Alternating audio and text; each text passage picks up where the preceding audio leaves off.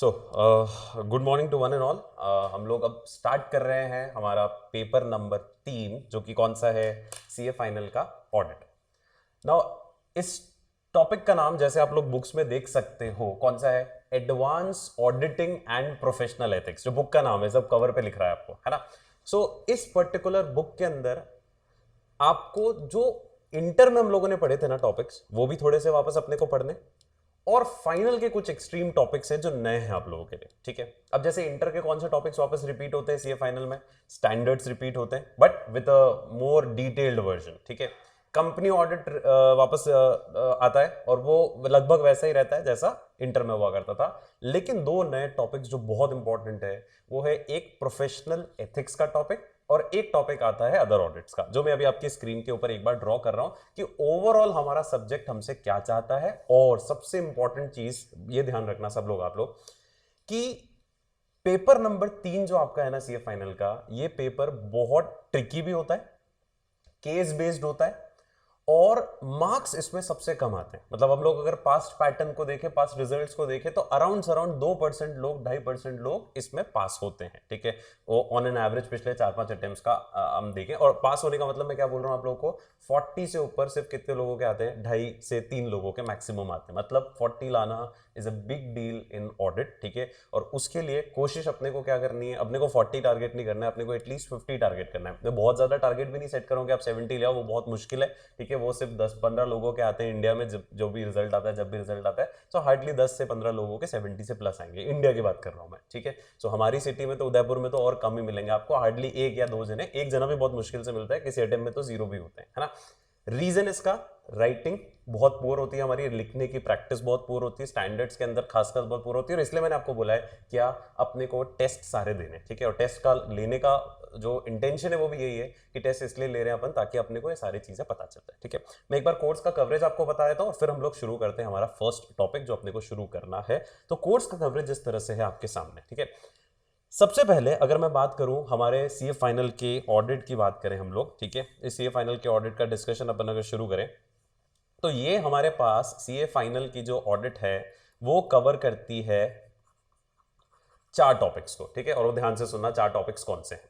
पहला टॉपिक आता है जो हम लोग लेते हैं, जिसको हम बोलते हैं प्रोफेशनल एथिक्स।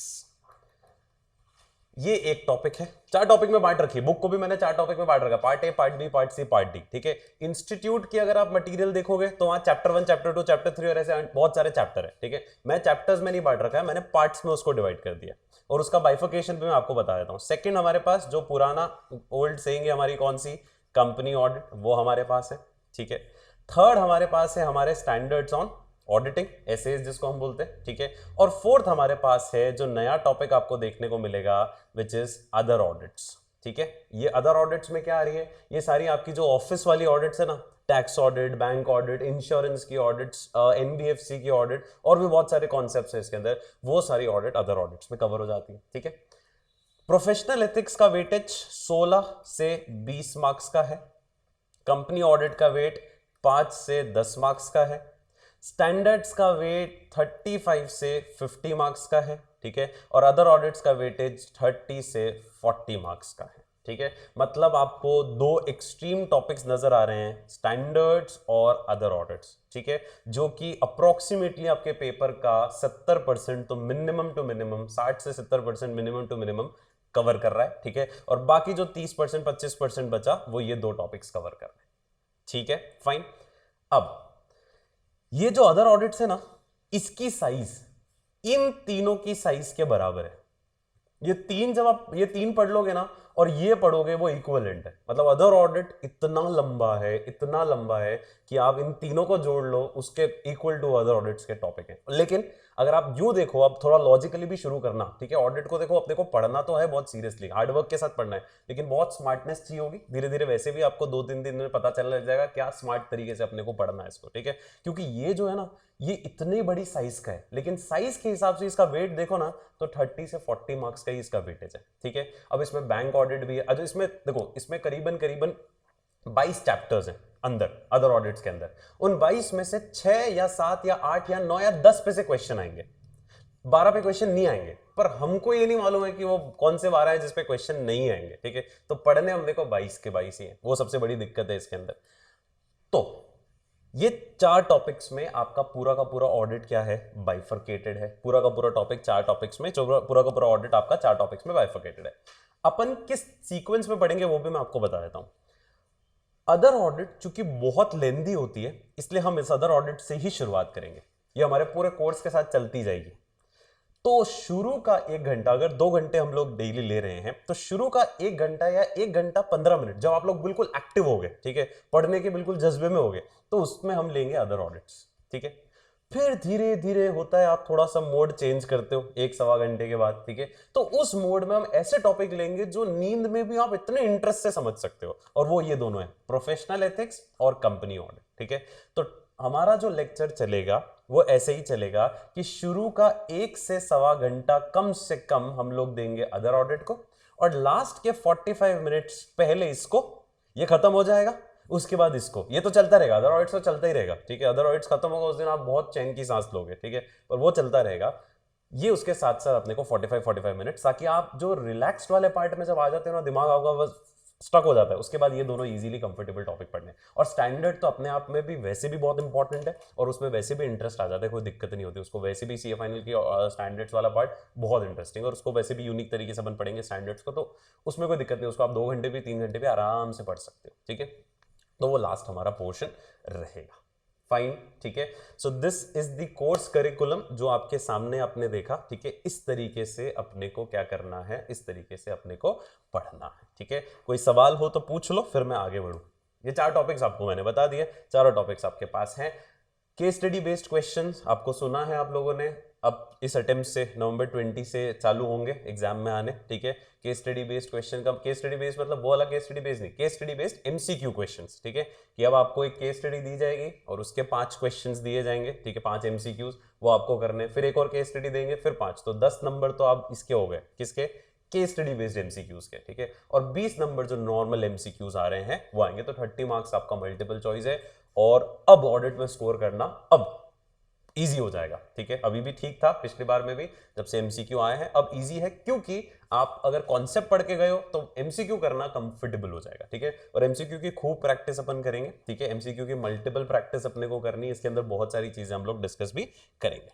ओके, शुरू करें सेशन। चलो, तो हम लोग हमारा सबसे पहला टॉपिक जो आप लोग बुक्स में भी ओपन कर सकते हो अब, ठीक है, वो है पार्ट डी जो है बुक का। पार्ट डी जो है बुक का, वहां से आपको शुरू करना है। पेज नंबर अगर आपको मैं बताऊं 248 तो 248 148 से अपने को शुरू करना है, ठीक है। शुरू करें, चलो। तो हमारा जो पहला चैप्टर है, ठीक है, जो आपको दिख रहा होगा आपकी स्क्रीन के ऊपर, the first topic which we are starting in other audit is audit committee and corporate governance का टॉपिक, ठीक है। अब ये क्या है, ठीक है, इसको समझना। शुरुआत कर रहा हूं मैं, ठीक है। ये एक एक चैप्टर्स है इसमें, अगर आप देखोगे तो बहुत सारे चैप्टर्स दिखेंगे इसमें आपको, ठीक है। ये एक चैप्टर शुरू हो रहा है, एक एक चैप्टर बाय चैप्टर याद करने की कोशिश करना। दूसरी चीज, अदर ऑडिट्स को इसलिए भी मैं पहले ले रहा हूं क्योंकि शुरू के 10-15 दिनों में आप पे बिल्कुल फुल जोश होता है जब भी आप कोई क्लास स्टार्ट करते हो, ठीक है। तो ये 10-15 दिनों में ना अदर ऑडिट का एक मेन पोर्शन अगर कवर हो गया ना, तो बहुत रिलैक्स हो जाओगे, क्योंकि यही सबसे बुरा पोर्शन है जो बाद में आपको बहुत दिक्कत आती है। आपको एक्चुअली क्या बोलूं मैं, मौत आती है पढ़ने में इसको, क्योंकि बहुत बोरिंग भी होता है कभी कभी, ठीक है। एक साथ वो बहुत स्ट्रेच में, अभी पहला चैप्टर देखना, लंबा चैप्टर है, बहुत लंबा चैप्टर है, ठीक है। It will take time to cover, ये खत्म करने में अपने को 2-3 दिन कम से कम लगेंगे, ठीक है। तो सबसे पहला जो हम लोग शुरू कर रहे हैं वो है ऑडिट कमिटी और कॉर्पोरेट गवर्नेंस का टॉपिक, ठीक है। उल्टी बाइंड की हुई है, ओके। तो एक और होगी वहां पर अवेलेबल, ये तो ये ले लो, ठीक है, ये ले लो। सो जो नेक्स्ट टॉपिक हम लोग स्टार्ट कर रहे हैं इस पर्टिकुलर बुक का, वो है, जो फर्स्ट टॉपिक हम लोग स्टार्ट कर रहे हैं इस बुक का, वो है audit committee and corporate governance का टॉपिक। अब शुरू कर रहा हूं मैं, ध्यान से सुनना। इस चैप्टर के अंदर, इस टॉपिक के अंदर अपन कॉर्पोरेट गवर्नेंस के बारे में बात करेंगे, ठीक है। अब कॉर्पोरेट गवर्नेंस क्या होती है इसके ऊपर अपने को समझना है, ठीक है। Now what is corporate governance, ठीक है, सुनना मेरी बात। आपने सत्यम होते हुए देखा है, देखा है, स्कैम है। आपने सत्यम से रिलेटेड दूसरे स्कैम्स अगर आप वर्ल्ड वाइड सुने हो, आपने एनरॉन, वर्ल्डकॉम, बहुत सारे स्कैम्स हुए हैं, ठीक है, हमारा किंगफिशर, ठीक है, तो बहुत सारे स्कैम्स हुए हैं और होते रहेंगे आने वाले दिनों में भी, ठीक है। इसको बचाने के लिए सरकार ने सोचा कि हमें यार इन कॉर्पोरेट्स को तो थोड़ा अच्छे से गवर्न करना पड़ेगा, खासकर कौन सी कंपनीज को, लिस्टेड एंटिटीज को, क्योंकि वहीं पर पब्लिक का इंटरेस्ट बहुत ज्यादा है, पब्लिक एंटिटीज को, ठीक है, हमें उनको बहुत अच्छे से गवर्न करना जरूरी है। तो सरकार ने क्या किया, सरकार ने कुछ नॉर्म्स लेकर आई। सरकार एक नॉर्म पुराना अगर आपने सुना हो, एक क्लॉज 49 ऑफ लिस्टिंग एग्रीमेंट हुआ करता था। जब भी कोई कंपनी अपने आप को क्या कराना चाहती है, लिस्ट कराना चाहती है, तो उसको सेबी के साथ एक अग्रीमेंट साइन करना होता है, जिसको हम बोलते हैं क्लॉज 40। जो पूरा अग्रीमेंट होता है उसके अंदर जो क्लॉज नंबर 49 होता है, उसके अंदर उसके ऊपर बहुत सारे रेस्ट्रिक्शंस होते हैं। अब वो क्लॉज 49 खत्म हो गया, उसका नया नाम आ गया एलओडीआर, ठीक है, listing obligation and disclosure requirement, जो लॉ में भी आपको पढ़ना है। सेम ये चैप्टर आपका लॉ में भी बहुत काम का चैप्टर होगा, ठीक है, इसलिए अभी ढंग से पढ़ लोगे तो वहां इतना लोड नहीं रहेगा। ओके, तो कॉर्पोरेट गवर्नेंस का सिंपल सा मतलब क्या दिया, कॉर्पोरेट गवर्नेंस का मतलब है कि सरकार ये चाहती है कि कंपनीज को इस तरह से गवर्न किया जाए। कौन गवर्न करे कंपनीज को? भाई कंपनीज के बोर्ड ऑफ डायरेक्टर्स ही उसको ढंग से गवर्न करें। कंपनीज की जो कमिटी है, ऑडिट कमिटी होती है, शेयर होल्डर्स कमिटी होती है, बहुत सारी कमिटीज होती है, ठीक है, सीएसआर कमिटी होती है, ये सब उनको ढंग से गवर्न करें। ये ढंग से गवर्न करेंगे तो गड़बड़ होने के चांसेस खत्म हो जाएंगे, ट्रांसपेरेंसी आएगी, ठीक है, और शेयर होल्डर का इंटरेस्ट, स्टेक होल्डर्स का इंटरेस्ट, ठीक है, जिन लोगों का भी उसमें पैसा लगा हुआ है या जिन लोगों का भी उसमें स्टेक है, वो प्रोटेक्टेड रहे, ठीक है, हम यही चाहते हैं, सरकार ये कह रही है। तो कॉर्पोरेट गवर्नेंस की डेफिनेशन जो मटीरियल में, अच्छा लैंग्वेज पूरी मटीरियल की, स्टडी मटीरियल अपने मन से लिखोगे कोई मतलब ही नहीं है, सीए फाइनल में कोई नंबर नहीं मिलेंगे आपको, ठीक है, लैंग्वेज आपको थोड़ी बहुत तो मटीरियल की ही लिखनी पड़ेगी, ठीक है। सो कॉर्पोरेट गवर्नेंस की डेफिनेशन अगर अपन शुरू करें तो क्या डिफाइन करती है कॉर्पोरेट गवर्नेंस की डेफिनेशन, बुक में देखना क्या लिखा है। कॉर्पोरेट गवर्नेंस एक ऐसा सिस्टम है, हम ऐसा सिस्टम चाहते हैं जिससे कंपनीज डायरेक्ट हो, कंट्रोल हो, किसके द्वारा? उनके मैनेजमेंट के द्वारा। इसको टुकड़े में पढ़ना, डेफिनेशन कैसे पढ़ोगे? टुकड़े में, देखो कैसे टुकड़े में पढ़नी है। कॉर्पोरेट गवर्नेंस क्या है? सबसे पहला, ये एक सिस्टम है सर, टुकड़े ऐसे ही पढ़ने, ये एक सिस्टम है सर जिससे कंपनियों को डायरेक्ट और कंट्रोल किया जा रहा है, किसके द्वारा? उन्हीं के मैनेजमेंट द्वारा। बस इतनी सी बात याद रख लो, ठीक है, साथ साथ बोलते जाओ। क्या है corporate governance? It is a system, ठीक है। क्या सिस्टम है? जिसमें हम चाहते हैं कि कंपनी शुड बी, अब इसमें आप थोड़ी बहुत लैंग्वेज मोल्ड कर सकते हो, ठीक है, वो कोई दिक्कत नहीं कि बिल्कुल रट्टू रट्टू नहीं लिखनी है, थोड़ी बहुत लैंग्वेज तो आराम से मोल्ड करी जा सकती है। सो कॉर्पोरेट गवर्नेंस एक ऐसा सिस्टम है by which companies are directed and controlled by their management only, ठीक है, इस तरह से कंट्रोल हो, इस तरह से मैनेज हो कि, आगे देखो, कि इंटरेस्ट किसका बचा? शेयर होल्डर्स का और अदर्स, अदर्स मतलब बाकी स्टेक होल्डर्स, ठीक है, so the interest of the share holders and others, and for ensuring, ये चौथा हो गया इंटरेस्ट, और पांचवा हो गया फॉर इंश्योरिंग ग्रेटर ट्रांसपेरेंसी, और समय पे रिपोर्टिंग हो सके, नहीं तो गड़बड़ होती है फाइनेंशियल रिपोर्टिंग में भी बहुत बार। बेटर फाइनेंशियल रिपोर्टिंग का मतलब क्या हुआ कि हमारे फाइनेंशियल स्टेटमेंट फेक ना हो, जैसे सत्यम में थे, ठीक है, फेक फाइनेंशियल स्टेटमेंट्स थे वैसे ना हो, ठीक है। So once again, corporate governance क्या है? ये एक ऐसा सिस्टम है by which companies are directed and controlled by its management only. और काय के लिए? ऑब्जेक्टिव दो है, पहला interest of the shareholders protected रहे, स्टेक होल्डर्स का इंटरेस्ट प्रोटेक्टेड रहे, और ट्रांसपेरेंसी आ सके जिससे टाइमली और बेटर फाइनेंशियल रिपोर्टिंग आ सके। This is known as what? Corporate governance, ठीक है। अब इस पे क्वेश्चंस कैसे आते हैं sir?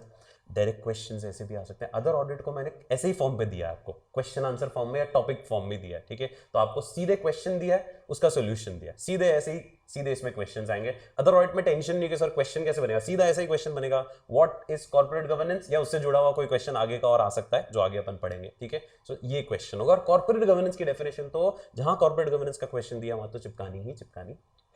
Clear? So definition clear, ठीक है। अच्छा, सेबी ने भी क्या किया? सेबी ने फिर सरकार की बात सुनी, बोला नहीं यार हम तो करेंगे आपके लिए, आप कह रहे हो कॉर्पोरेट गवर्नेंस रखना है, इसके लिए हम अब क्या कर देते हैं, हम एक क्या निकाल देते हैं, रिक्वायरमेंट निकाल देते हैं कि जो भी कंपनियां लिस्टेड है, क्योंकि सेबी के गाइडलाइंस फॉलो करनी कंपलसरी है, तो सेबी ने अगले पॉइंट में क्या किया, सेबी ने एक गाइडलाइन निकाली जिसका नाम देखो क्या लिखा है, सेबी LODR, लिस्टिंग ऑब्लिगेशन, मतलब जिन भी कंपनियों को क्या कराना है, लिस्ट कराना है, उनकी ऑब्लिगेशन रहेगी कि उनको ये रिक्वायरमेंट्स, ठीक है, ऑब्लिगेशन और डिस्क्लोजर रिक्वायरमेंट ये फॉलो करनी जरूरी है। ये एलओडीआर रेगुलेशन 2015 वर्जन दिया है, जिसने रिप्लेस कर दिया किसको, जो पहले क्लॉज 49 था उसका नाम चेंज हो गया, अब क्या हो गया, सेबी एलओडीआर रेगुलेशन हो गया। उद्देश्य सिर्फ वही है, क्या हम चाहते हैं कि जो पुराने जो अलग अलग जगह प्रोविजंस पड़े रहते थे लिस्टिंग अग्रीमेंट में, उन सबको इसने इकट्ठा करके एक जगह रख दी। आपको वो लाइन याद करने की जरूरत नहीं है, ठीक है, सिर्फ इंट्रोडक्शन का टॉपिक है, सिर्फ डेफिनेशन उठानी है इसमें से आपको, ठीक है। सो सेकंड पॉइंट क्या बोल रहा है, सेबी ने इशू किया LODR listing obligation disclosure requirement regulation 2015, और ऑब्जेक्टिव क्या था, ऑब्जेक्टिव ये था कि हम स्ट्रीमलाइन कर दें, स्ट्रीमलाइन करने का मतलब स्मूथ बना दें, ठीक है, और कंसोलिडेट कर दें उन सारे प्रोविजंस को जो पहले लिस्टिंग अग्रीमेंट्स के अंदर पड़े रहते थे, अलग अलग प्रोविजन, उन सबको कंसोलिडेट करके हम क्या कर दें, एक ही ऑब्लिगेशन के अंदर, एक ही रिक्वायरमेंट के अंदर डाल दें, जिसको हम बोलते हैं सेबी एलओडीआर। कंफर्टेबल, कोई सवाल? थर्ड, एलओडीआर कैसे बना हुआ है, एमसीक्यू के लिए काम का क्वेश्चन है। एलओडीआर के दो टुकड़े करे हुए हैं, अब ये जो बनी हुई है वो तो पूरी तो पढ़नी नहीं है अपने को, ठीक है। एलओडीआर के दो टुकड़े किए हुए हैं, part A part B.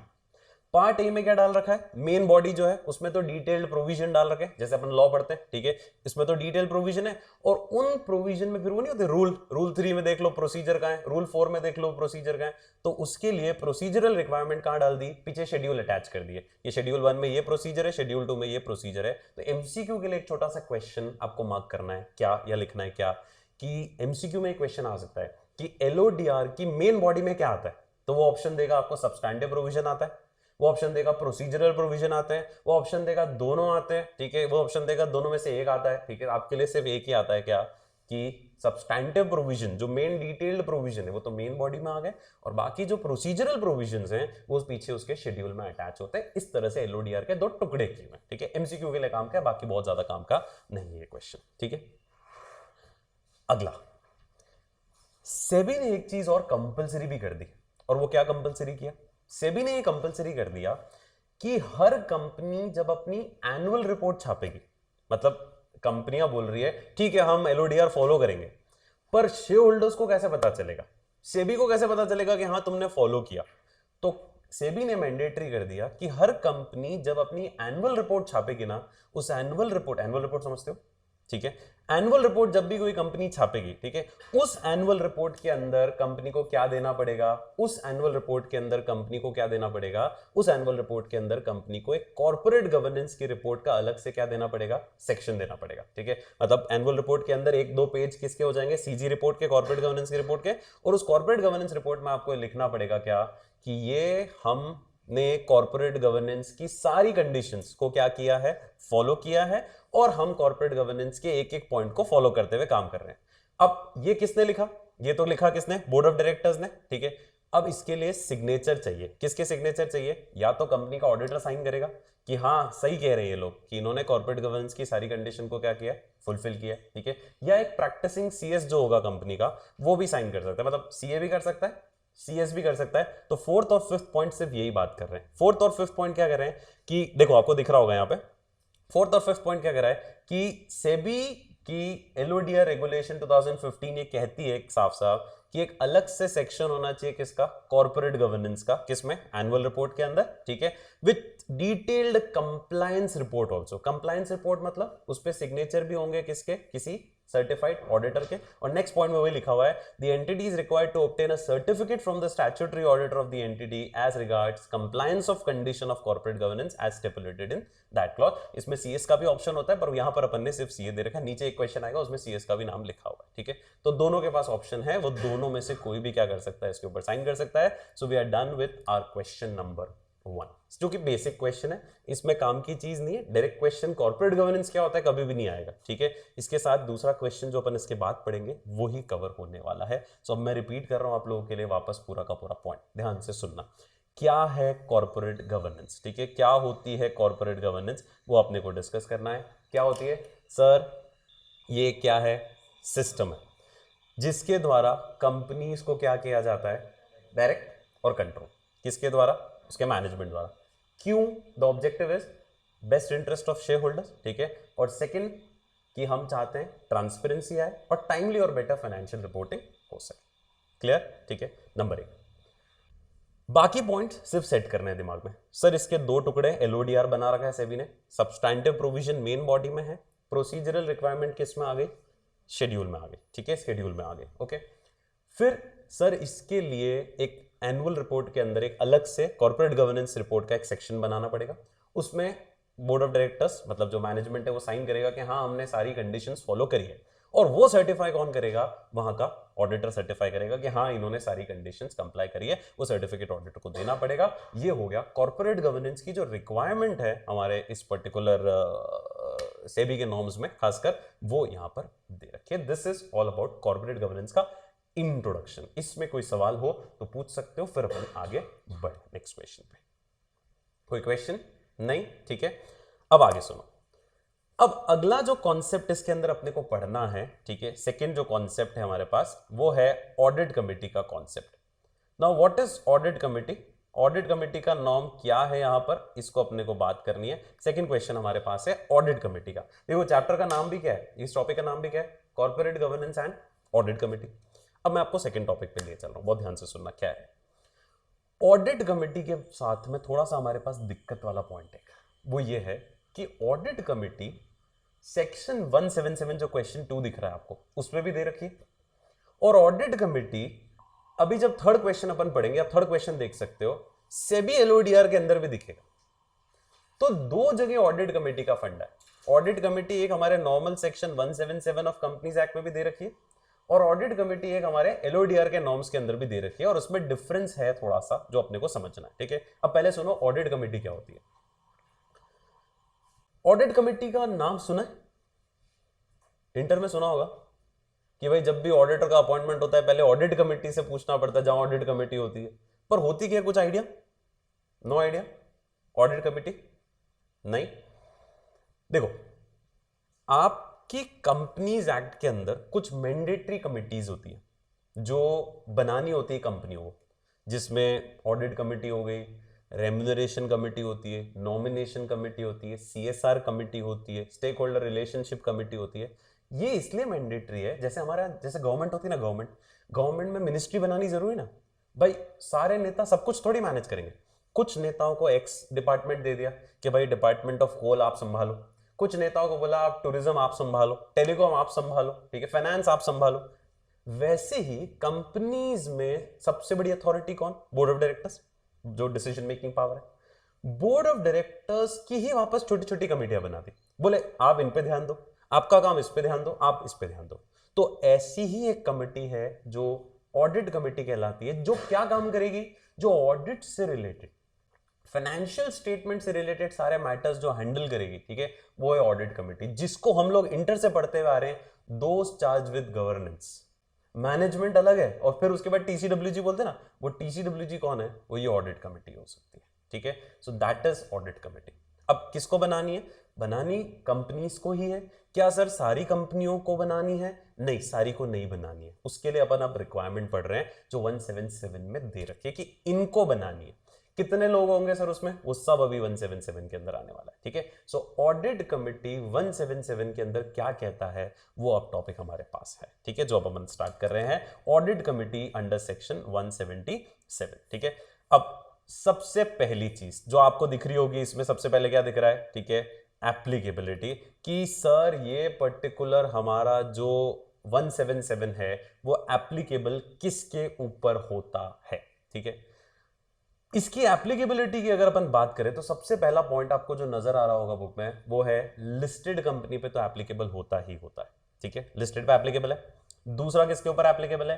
Sir सारी पब्लिक कंपनीज, प्राइवेट को इसकी वैसे ही जरूरत नहीं है क्योंकि वहां पर वैसे भी पब्लिक का इंटरेस्ट है ही नहीं। तो जहां पर पब्लिक का इंटरेस्ट है ही नहीं वहां पर हमें इसकी जरूरत नहीं है। तो आप देखो सबसे पहला एप्लीकेबिलिटी में क्या लिखा हुआ है, लिस्टेड कंपनी में लगता ही है सारी पब्लिक कंपनीज जिनकी paid up share capital 10 crore या उससे ऊपर है, या टर्नओवर 100 करोड़ या उससे ऊपर है, या जिन्होंने लोन्स और बोरोइंग्स या डिबेंचर इशू कर रखे हैं या डिपॉजिट ले रखे हैं वो किससे ज्यादा है? 50 करोड़ से ज्यादा। तो एक्सीडिंग 50 करोड़ एक जगह है, ये नया अमेंडमेंट था इसलिए मैंने आपको बुलेट इसको बोल्ड करके दे रखा है कि लिस्टेड पे तो लागू होना ही होना है, उसमें तो कोई ऑप्शन ही नहीं है, ठीक है। बाकी किसमें? पब्लिक कंपनीज में जिनमें ये तीन में से एक कंडीशन, अब ये एमसीक्यू के लिए क्वेश्चन अच्छा है, ठीक है, और अपने को एमसीक्यू की भी पूरी तैयारी करनी है क्योंकि 30 marks is a big deal, ठीक है। सो 30 नंबर के लिए पूरी जान लगा देना, जहां छोटा सा लगे आपको वहां आप दिमाग में सेट कर लेना है, वहां लिख देना एमसीक्यू के लिए आ सकता है, ठीक है। ये लिमिट्स भी आ सकती है क्या कि किसके ऊपर सेक्शन 177 की जो रिक्वायरमेंट है वो एप्लीकेबल है। तो पहला अपन ने देख लिया किसके लिस्टेड पे, तो सर बिंदास एप्लीकेबल है, ठीक है, क्योंकि उसमें तो पब्लिक का इंटरेस्ट बाय डिफॉल्ट है। पब्लिक कंपनीज जिसमें paid up share capital 10, turnover 100, और तीसरा हमारे पास जो भी आउटस्टैंडिंग उनके लोन्स, बोरोइंग्स, डिवेंचर्स या डिपॉजिट अगर उन्होंने करा रखे हैं, ले रखे हैं, तो वो अगर किससे ज्यादा है, 50 करोड़ से ज्यादा है, तो आपको उनके ऊपर ऑडिट कमेटी या वहां पर ऑडिट कमेटी सेट करनी कंपलसरी होगी, ठीक है। हाउएवर आगे क्या लिखा हुआ है, फॉलोइंग क्लास, और ये नया पॉइंट है, following classes of unlisted public company shall not be covered.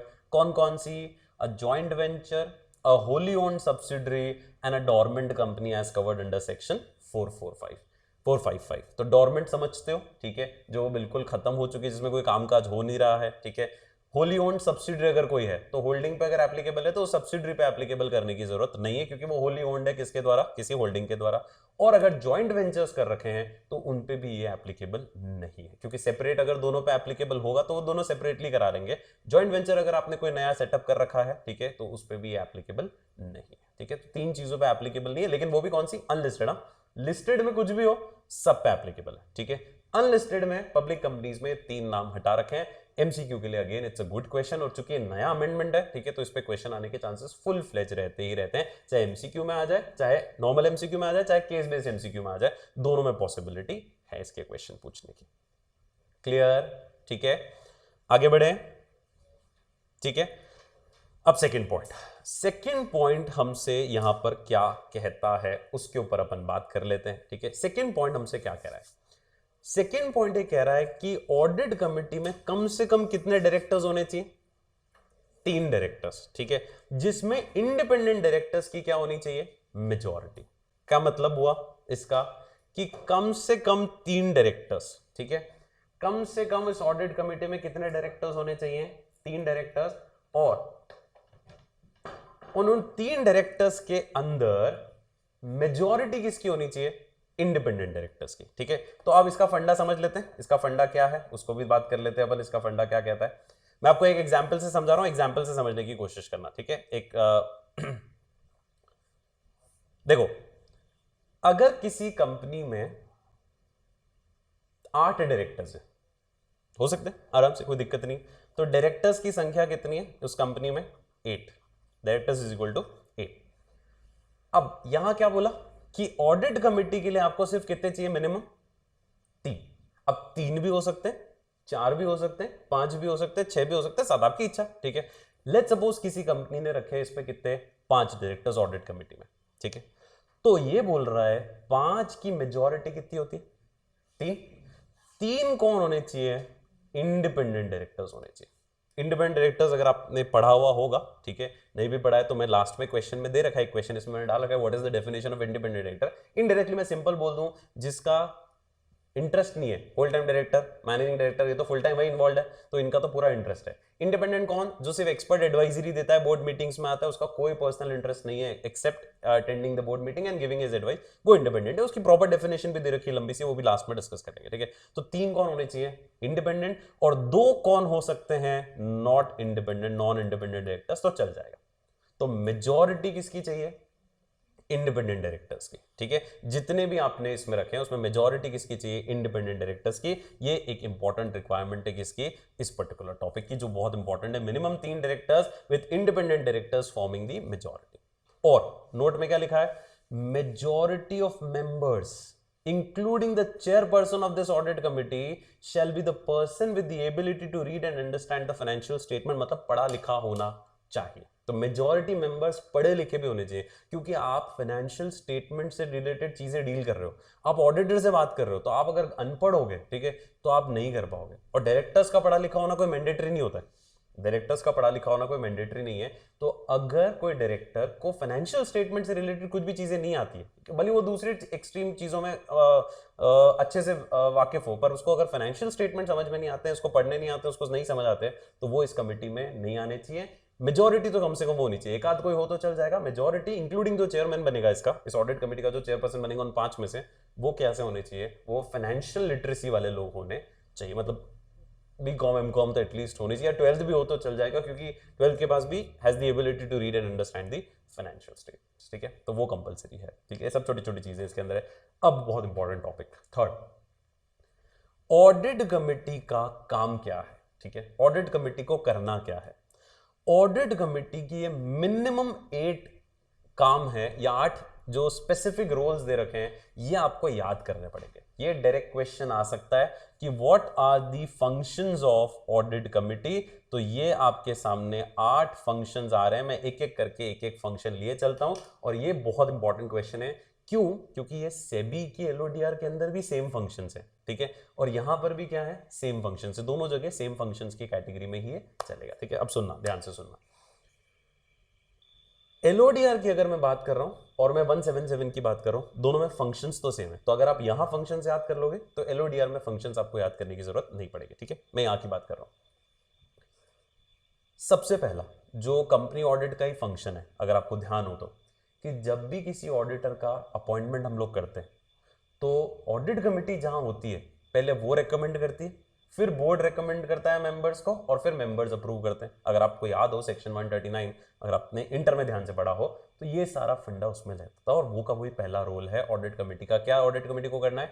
Audit committee को ये करना है क्या, कि वो रेकमेंड करेगी कि हमारी तरफ से ये नाम प्रपोज्ड है, ठीक है, वो रेकमेंड करेगी किसको, ऑडिटर के नाम को, ऑडिटर के रेम्यूनरेशन को, उसके टर्म ऑफ अपॉइंटमेंट को, कि ये हमारी तरफ से ये रिकमेंडेशन है कि इस ऑडिटर को आपको अपॉइंट करना चाहिए, ये रेम्यूनरेशन पे करना चाहिए, और ये टर्म्स ऑफ अपॉइंटमेंट रहने चाहिए। ये ऑडिट कमेटी का पहला इंपॉर्टेंट रोल है। दूसरा रोल, ऑडिटर की इंडिपेंडेंस को चेक करना, कि ऑडिटर इंडिपेंडेंटली काम कर रहा है कि नहीं कर रहा है, ऑडिटर ढंग से परफॉर्म कर रहा है कि नहीं कर रहा है, ऑडिटर ने जो ऑडिट प्रोसेस लगाए वो इफेक्टिवली चल रहे हैं कि नहीं चल रहे हैं। ये भी एक बार रिव्यू और मॉनिटर करने का काम किसका है? ये भी एक बार रिव्यू मॉनिटर करने का काम ऑडिट कमेटी का है। और तीसरा फंक्शन है, जो भी फाइनेंशियल स्टेटमेंट्स बन रहे हैं, जो भी ऑडिट रिपोर्ट बन रही है, उनको भी एक बार ये एग्जामिन करेंगे। मतलब 3 काम तो ऐसे याद कर लो, 1 2 3 तो किससे रिलेटेड हो गए, 1 2 3 रिलेटेड हो गए किससे? ऑडिटर से। और ऐसे ही याद करना पड़ेगा आपको, ठीक है, कि 1 2 3 किससे रिलेटेड हो गए? ऑडिटर से। पहला पॉइंट क्या है? ऑडिटर का रिकमेंडेशन, उसका अपॉइंटमेंट, उसके terms of appointment, remuneration. Second, auditor ढंग से काम कर रहा है, परफॉर्म कैसा कर रहा है, इंडिपेंडेंट है कि नहीं है, ठीक है, उससे रिलेटेड चीजें किसमें आ गई? सेकंड पॉइंट में। और थर्ड, ऑडिटर ने जो रिपोर्ट बनाई उसको एक बार आप एग्जामिन करोगे, जो financial statement board of directors ने अप्रूव किए वो एक बार ऑडिट कमेटी एग्जामिन करेगी। ये 3 काम तो ऑडिट से रिलेटेड डायरेक्टली हो गए, ठीक है, ये तो हो गए 3 पॉइंट। उसकी बाद अपन डिटेल डिस्कस कर रहे हैं फोर्थ पॉइंट के, ठीक है, फोर्थ पॉइंट में थोड़ा डिटेल भी दे रखी है, वो डिटेल लास्ट में डिस्कस करते हैं, पहले सारे 8 पॉइंट्स डिस्कस कर लेते हैं। फोर्थ पॉइंट, अगर कोई भी रिलेटेड पार्टीज के साथ ट्रांजैक्शंस हुए, उसमें घपले होने के पूरे चांसेस होते हैं, एक बार ऑडिट कमेटी की नजर में वो आने चाहिए। हम चाहते यही है ना, कॉर्पोरेट गवर्नेंस का ही तो ये फंडा है ऑडिट कमेटी, कि हम चाहते हैं ट्रांसपेरेंसी रहे, हर चीज नजर में रहे, गड़बड़ होने के चांसेस ना हो। सो रिलेटेड पार्टी से रिलेटेड जितने भी ट्रांजैक्शन हो रहे हैं, उनमें कोई अप्रूवल करना है, उनमें मॉडिफिकेशन करिए कोई, वो एक बार ये लोग देखेंगे। तो फोर्थ पॉइंट क्या हुआ? अप्रूवल और एनी सब्सिक्वेंट मॉडिफिकेशन किसके अंदर? of the approval or subsequent modification of transaction of the company with the related parties, ठीक है, क्लियर। अब नेक्स्ट पॉइंट पे आ जाओ, फिफ्थ अगर आप देखोगे क्या लिखा है? इंटर कॉर्पोरेट लोन्स और इन्वेस्टमेंट। सुना है? एक कंपनी दूसरी कंपनी में लोन दे रही है, एक कंपनी दूसरी कंपनी को इन्वेस्ट कर रही है, ठीक है, वो अगर हुए वो ट्रांजैक्शन ये स्क्रूटिनी मारेंगे। अगला भी सिंपल है, एसेट्स का किसी अंडरटेकिंग का वैल्यूएशन अगर कराना है तो ऑडिट कमेटी इन्वॉल्व होगी उसके अंदर, ठीक है, क्योंकि उसमें चांसेस है घपले होने के। नेक्स्ट, इंटरनल फाइनेंशियल कंट्रोल्स ढंग से चल रहे हैं, मतलब इंटरनल कंट्रोल्स जिसको हम लोग बोलते हैं, ठीक है, वो ढंग से चल रहे हैं। एक नया फंडा होता है आरएमएस का, ठीक है, रिस्क मैनेजमेंट सिस्टम, कंपनी ने लगा रखा है कि नहीं लगा रखा है, वो इवैल्यूएशन ये करेगी, ठीक है।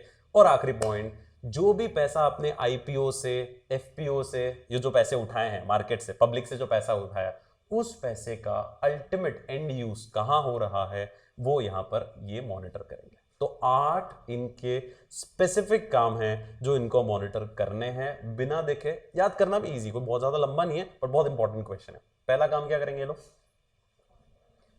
ऑडिटर का appointment, terms of appointment, remuneration recommend करेंगे। दूसरा क्या करेंगे? ऑडिटर का प्रोसेस वो इफेक्टिव है कि नहीं है, ऑडिटर इंडिपेंडेंटली काम कर रहा है कि नहीं कर रहा है, ऑडिटर कैसे परफॉर्म कर रहा है वो इनको मॉनिटर करना है, वो इवैल्यूएट करना है। थर्ड, ऑडिट रिपोर्ट और फाइनेंशियल स्टेटमेंट एग्जामिन करना। हो गया खत्म। अब आप आ जाओ थोड़ी सी बैलेंस शीट के अंदर। रिलेटेड पार्टीज के साथ कोई ट्रांजैक्शंस दिख रहे हैं वो एक बार आप चेक कर लो। इंटर कॉर्पोरेट लोन्स इन्वेस्टमेंट दिख रहे हैं वो एक बार चेक कर लो, ठीक है। और अंडरटेकिंग्स का वैल्यूएशन, एसेट्स का वैल्यूएशन कोई किया हुआ है, ठीक है, वो एक बार एग्जामिन कर लो। और रिस्क मैनेजमेंट या इंटरनल फाइनेंशियल कंट्रोल्स अच्छा चल रहा है कि नहीं चल रहा है वो इवैल्यूएट कर लो। और लास्ट में जो पैसा आपने किससे उठाया, पब्लिक से उठाया है, ठीक है, पब्लिक इशू से उठाया है, वो पैसे का एंड यूज सही ढंग से हो रहा है कि नहीं हो रहा है, ठीक है, क्योंकि जो लिखा होता है उसी जगह करना होता है वो पैसा इस्तेमाल, वो एंड यूज प्रॉपर हो रहा है कि नहीं हो रहा है। नहीं हो रहा है तो फिर उसकी डिविएशन रिपोर्ट एक आएगी, अभी आगे पढ़ेंगे, वो आपको देखनी जरूरी। ये है रोल किसके, ऑडिट कमेटी के। अंडर सेक्शन 177 भी यही रोल होंगे और रोल तो सेबी एलओडीआर में भी वही मिलेंगे, ठीक है। जो एक नीचे डिटेल दे रखी थी ना बीच में, ठीक है, उसको भी मैं पहले हल्का सा आपको बताया, तो बहुत ज्यादा इंपॉर्टेंट नहीं है हमारे लिए, ठीक है। जो रिलेटेड पार्टी वाले पॉइंट में दे रखी थी, ठीक है, इस वाले पॉइंट में जो दे रखी थी उस पर देख लेते हैं। यहां ये लिखा हुआ है, एक लाइन पढ़ो अगर आप लोग, और आप समझा सको तो मुझे बहुत अच्छी बात है। एक लाइन पढ़ो, क्या लिखी है आप बताओ, क्या लिखा है।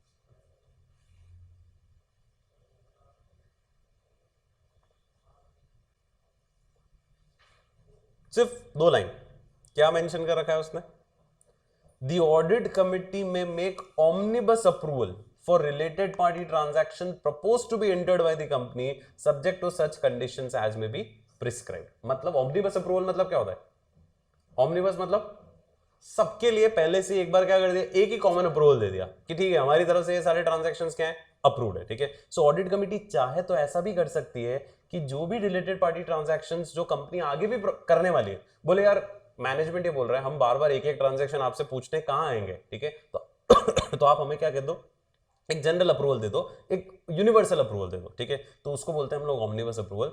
तो ऑमनिबस अप्रूवल भी दे सकती है उन ट्रांजैक्शंस के लिए जो कंपनी आगे करने वाली है रिलेटेड पार्टीज के साथ। लेकिन आगे देखो, आगे क्या लिखा है, in case of transaction other than transaction referred to in section 188 of the companies act and where audit committee does not approve the transaction. क्या लिखा है, कौन से ट्रांजैक्शन जिनमें ऑमनिबस अप्रूवल नहीं दिया गया, जो रिलेटेड पार्टी से रिलेटेड ट्रांजैक्शंस हैं, उनमें अगर कंपनी ने, ऑडिट कमेटी ने अप्रूवल नहीं दिया हुआ है, then it shall make its recommendation to the board and also in case any transaction involving an amount not exceeding rupees 1 crore entered by the director or officer of the company without obtaining the approval of audit committee and it is not ratified by the audit committee within 3 months from the date of transaction, such transaction shall be voidable at the option of the audit committee। Simple बात ये कि audit committee के permission के बिना आपने कोई भी transaction अगर किया, ठीक है, और सेकंड पॉइंट एक और बोल रखा है, अगर 1 करोड़ से कम का कोई अमाउंट है, आपने कोई अप्रूवल नहीं लिया, ठीक है, ऑडिट कमेटी से, तो फिर उस केस में, और ऑडिट कमेटी ने बाद में रेटिफाई भी नहीं किया उस ट्रांजैक्शन को, बोले चलो प्रीवियस अप्रूवल नहीं लिया तो बाद में अप्रूवल कर दो, नहीं रेटिफाई किया, तो वो ट्रांजैक्शन फिर वॉइडेबल हो जाएगा किसके ऑप्शन में, ऑडिट कमेटी के ऑप्शन में। And then if the transaction is with the related party, और रिलेटेड पार्टी किसकी पार्टी है, डायरेक्टर से रिलेटेड कोई पार्टी है, ठीक है, और is authorised by any other director, director से जुड़ी हुई कोई पार्टी है रिलेटेड, है ना, तो द डायरेक्टर कंसर्न जो है वो इंडेमनिफाई करेगा कंपनी को उस नुकसान के लिए। तो इसको लिखना नहीं एग्जाम में, इसी पे अभी एक रिसेंट अमेंडमेंट है, ठीक है, बहुत ज्यादा इंपॉर्टेंट नहीं है, लॉ से रिलेटेड अमेंडमेंट है, हमको यहां इसलिए देखना था क्योंकि रिलेटेड पार्टी से जुड़ा हुआ अमेंडमेंट है। लॉजिक सिर्फ इतना सा लिख सकते हो एग्जाम में, क्या कि ऑडिट कमेटी चाहे तो क्या दे सकती है, ओमनिबस अप्रूवल दे सकती है, लेकिन अगर कोई ट्रांजैक्शन, अब लिमिट नहीं भी लिखो 1 करोड़ तो भी चल जाएगा, अगर कोई ट्रांजैक्शन बिना ऑडिट कमेटी के परमिशन के आपने किया है तो वो वॉइडेबल मान लिया जाएगा ऑडिट कमेटी के हाथ में। और अगर वो डायरेक्टर से जुड़ी हुई कोई पार्टी है या डायरेक्टर ने ऑथराइज करा था वो ट्रांजैक्शन, तो डायरेक्टर खुद इंडेमनिफाई करेगा उस लॉस को, क्योंकि वो ऑडिट कमेटी ने तो अप्रूव किया ही नहीं वो ट्रांजैक्शन। तो उस ट्रांजैक्शन से अगर कंपनी को कोई लॉस होता है तो कौन रेटिफाई करेगा उसको, कौन इंडेमनिफाई करेगा उसको, डायरेक्टर खुद इंडेमनिफाई करेगा। क्लियर, ठीक है, बस इतना सा ध्यान रखना है, इससे ज्यादा इस पॉइंट में कुछ याद नहीं करना है अपने को। 8 वो नाम याद रखने हैं जो कौन से हैं, जो 8 रोल्स हैं वो याद रखने हैं और वो अपन ने याद कर लिया, ठीक है। तो this was what audit committee under section 177। Same concept किस में आ रहा है? ऑडिट कमिटी किसके अंदर आ रही है? अब आ रही है सेबी एलओडीआर रेगुलेशन के अंदर, और कॉन्सेप्ट लगभग सेम है, ठीक है, कॉन्सेप्ट लगभग सिमिलर है, बट कुछ चीजें उसमें नई आई हैं। एक खासकर नया अमेंडमेंट इसी साल आया है 2020 में, वो मैं आपको खास इंपॉर्टेंट सबसे ज्यादा उसी पे फोकस करना है। अब ऑडिट कमेटी अंदर एलओडीआर की अगर अपन बात करें, अगर एलओडीआर की हम लोग बात करें तो इसमें मिनिमम कितने डायरेक्टर्स हैं? 3। लेकिन यहां खास पॉइंट क्या है? 2/3 मेंबर्स क्या होने चाहिए? Independent directors. सबसे पहली चीज तो यह है कि डायरेक्टर मिनिमम 3 है, लेकिन 2/3 कौन होने चाहिए? इंडिपेंडेंट। जबकि उसमें कितने थे?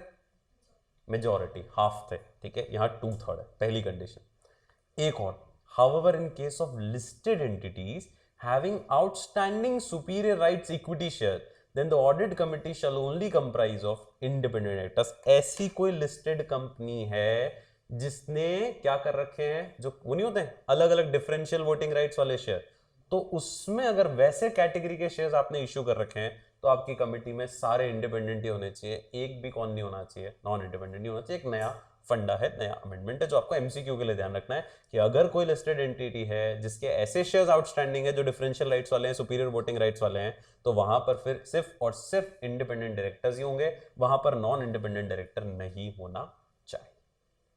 क्लियर? आगे देखो अगला पॉइंट, सारे मेंबर्स ऑडिट कमेटी के क्या होने चाहिए? Financial literate. वहां कितने थे? मेजॉरिटी। यहां सारे फाइनेंशियल लिटरेट होने चाहिए, और एक के पास एक्सपर्टीज होनी चाहिए, चाहे तो फाइनेंशियल मैनेजमेंट की चाहे तो अकाउंटिंग की, ठीक है। तो यहां एक्स्ट्रा और है, एक तो सारे पढ़े लिखे होने चाहिए, और ऊपर से एक बंदे के पास तो एक्सपर्टीज होनी चाहिए फाइनेंशियल मैनेजमेंट या अकाउंटिंग पार्ट पे, वो एक एक्स्ट्रा रिक्वायरमेंट होगी। थर्ड, चेयरमैन इसका इंडिपेंडेंट डायरेक्टर होना चाहिए, जबकि वहां ऐसा कोई कंडीशन नहीं था। आप चेयरमैन किसी को भी बना सकते हो, नॉन इंडिपेंडेंट वाले को भी बना सकते हो और इंडिपेंडेंट वाले को बना सकते हो। यहां चेयरमैन जो बनेगा इस कमेटी का वो इंडिपेंडेंट डायरेक्टर वाला ही बनेगा।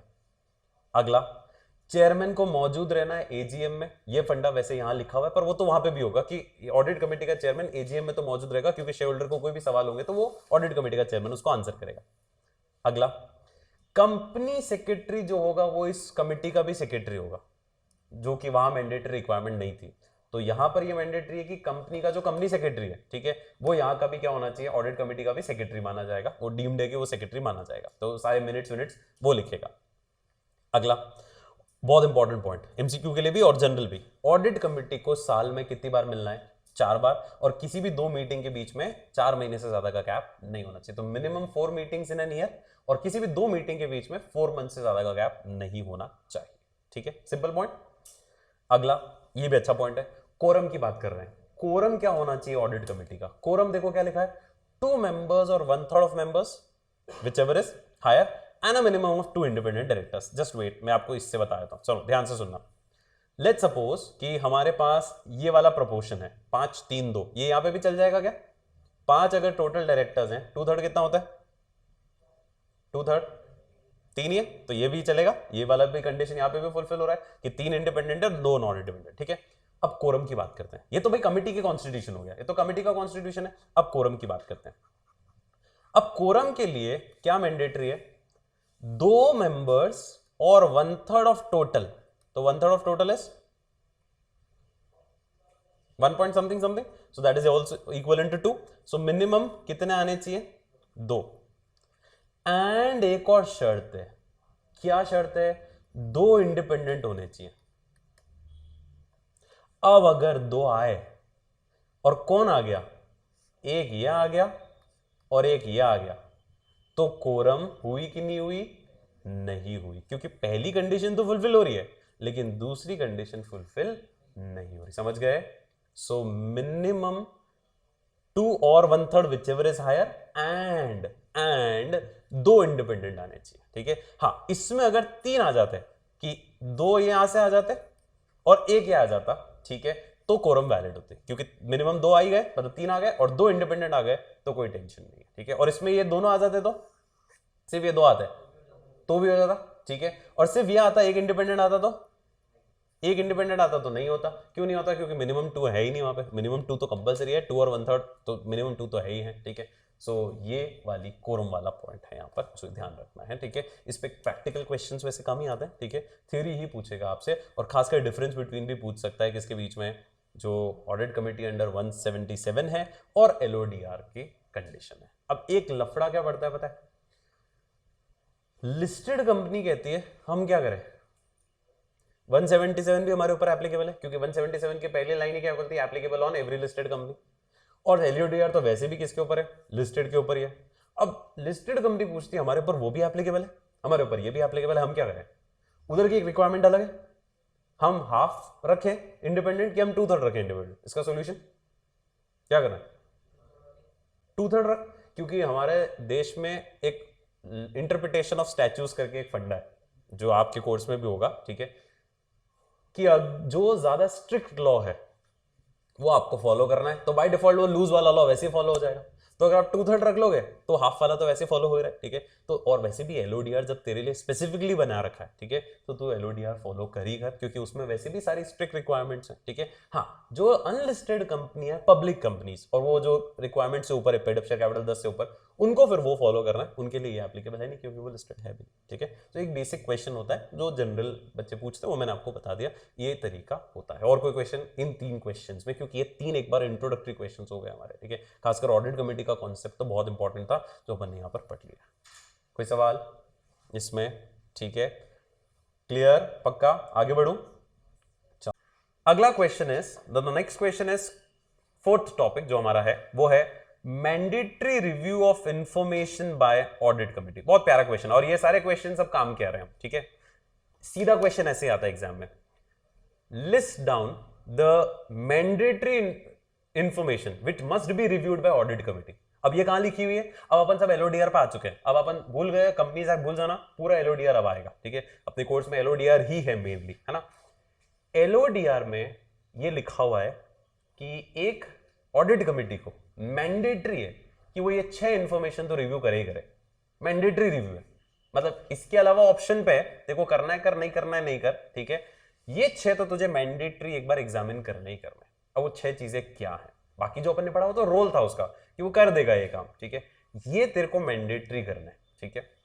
मैंडेटरी में सबसे पहला मैंडेटरी क्या आ रहा है? सबसे फर्स्ट मैंडेटरी आपको जो दिख रहा है यहां पे ऊपर, management discussion and analysis.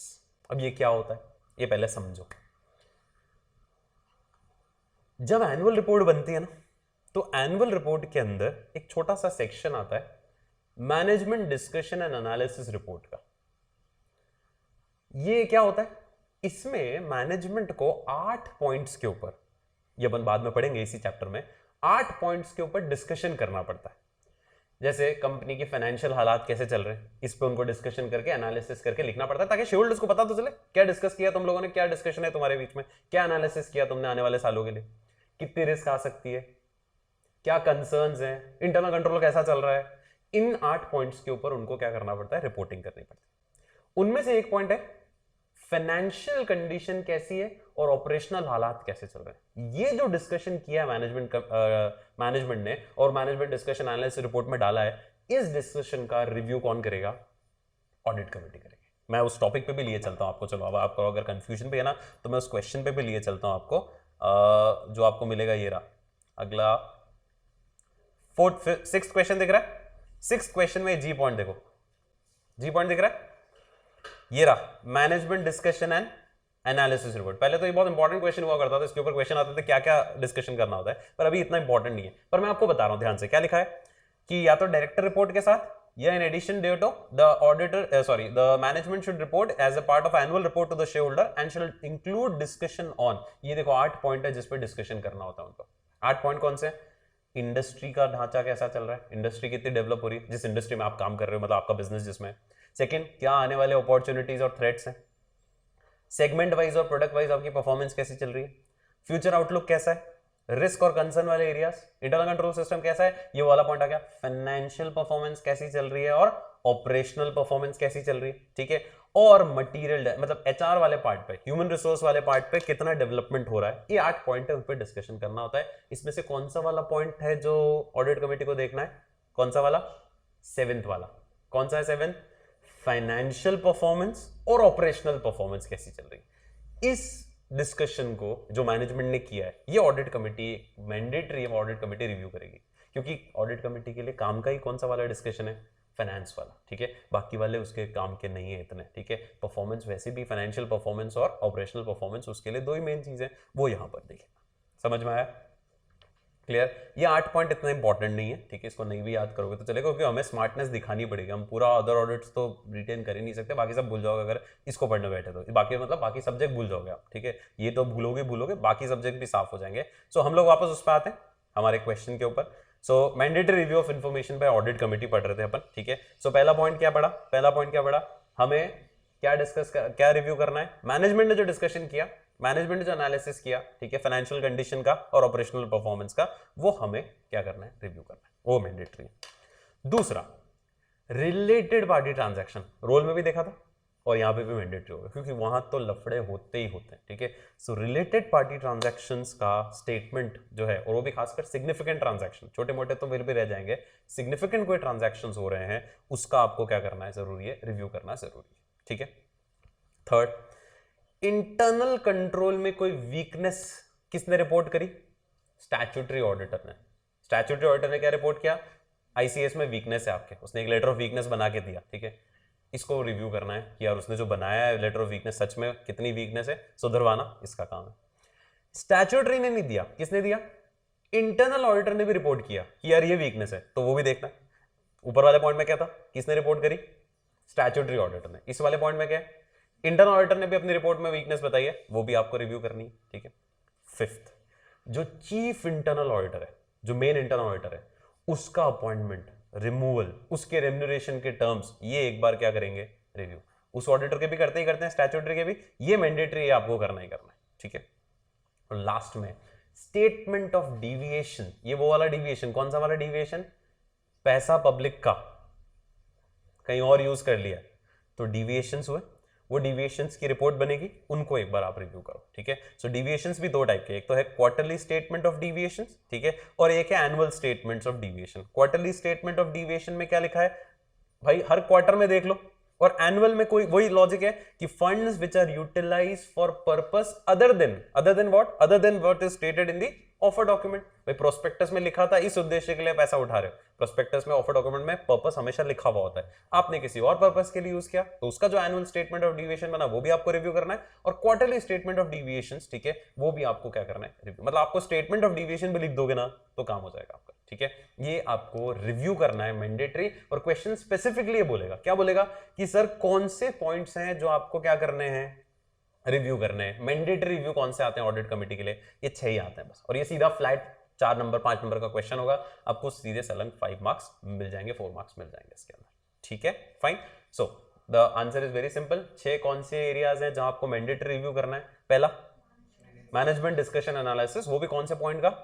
Financial condition, operational performance के, एमसीक्यू के लिए अच्छा क्वेश्चन है, ठीक है। Second, related parties. थर्ड, फिर इंटरनल कंट्रोल की वीकनेस बाय स्टैट्यूटरी ऑडिटर, फिर internal control weakness by internal auditor, ठीक है।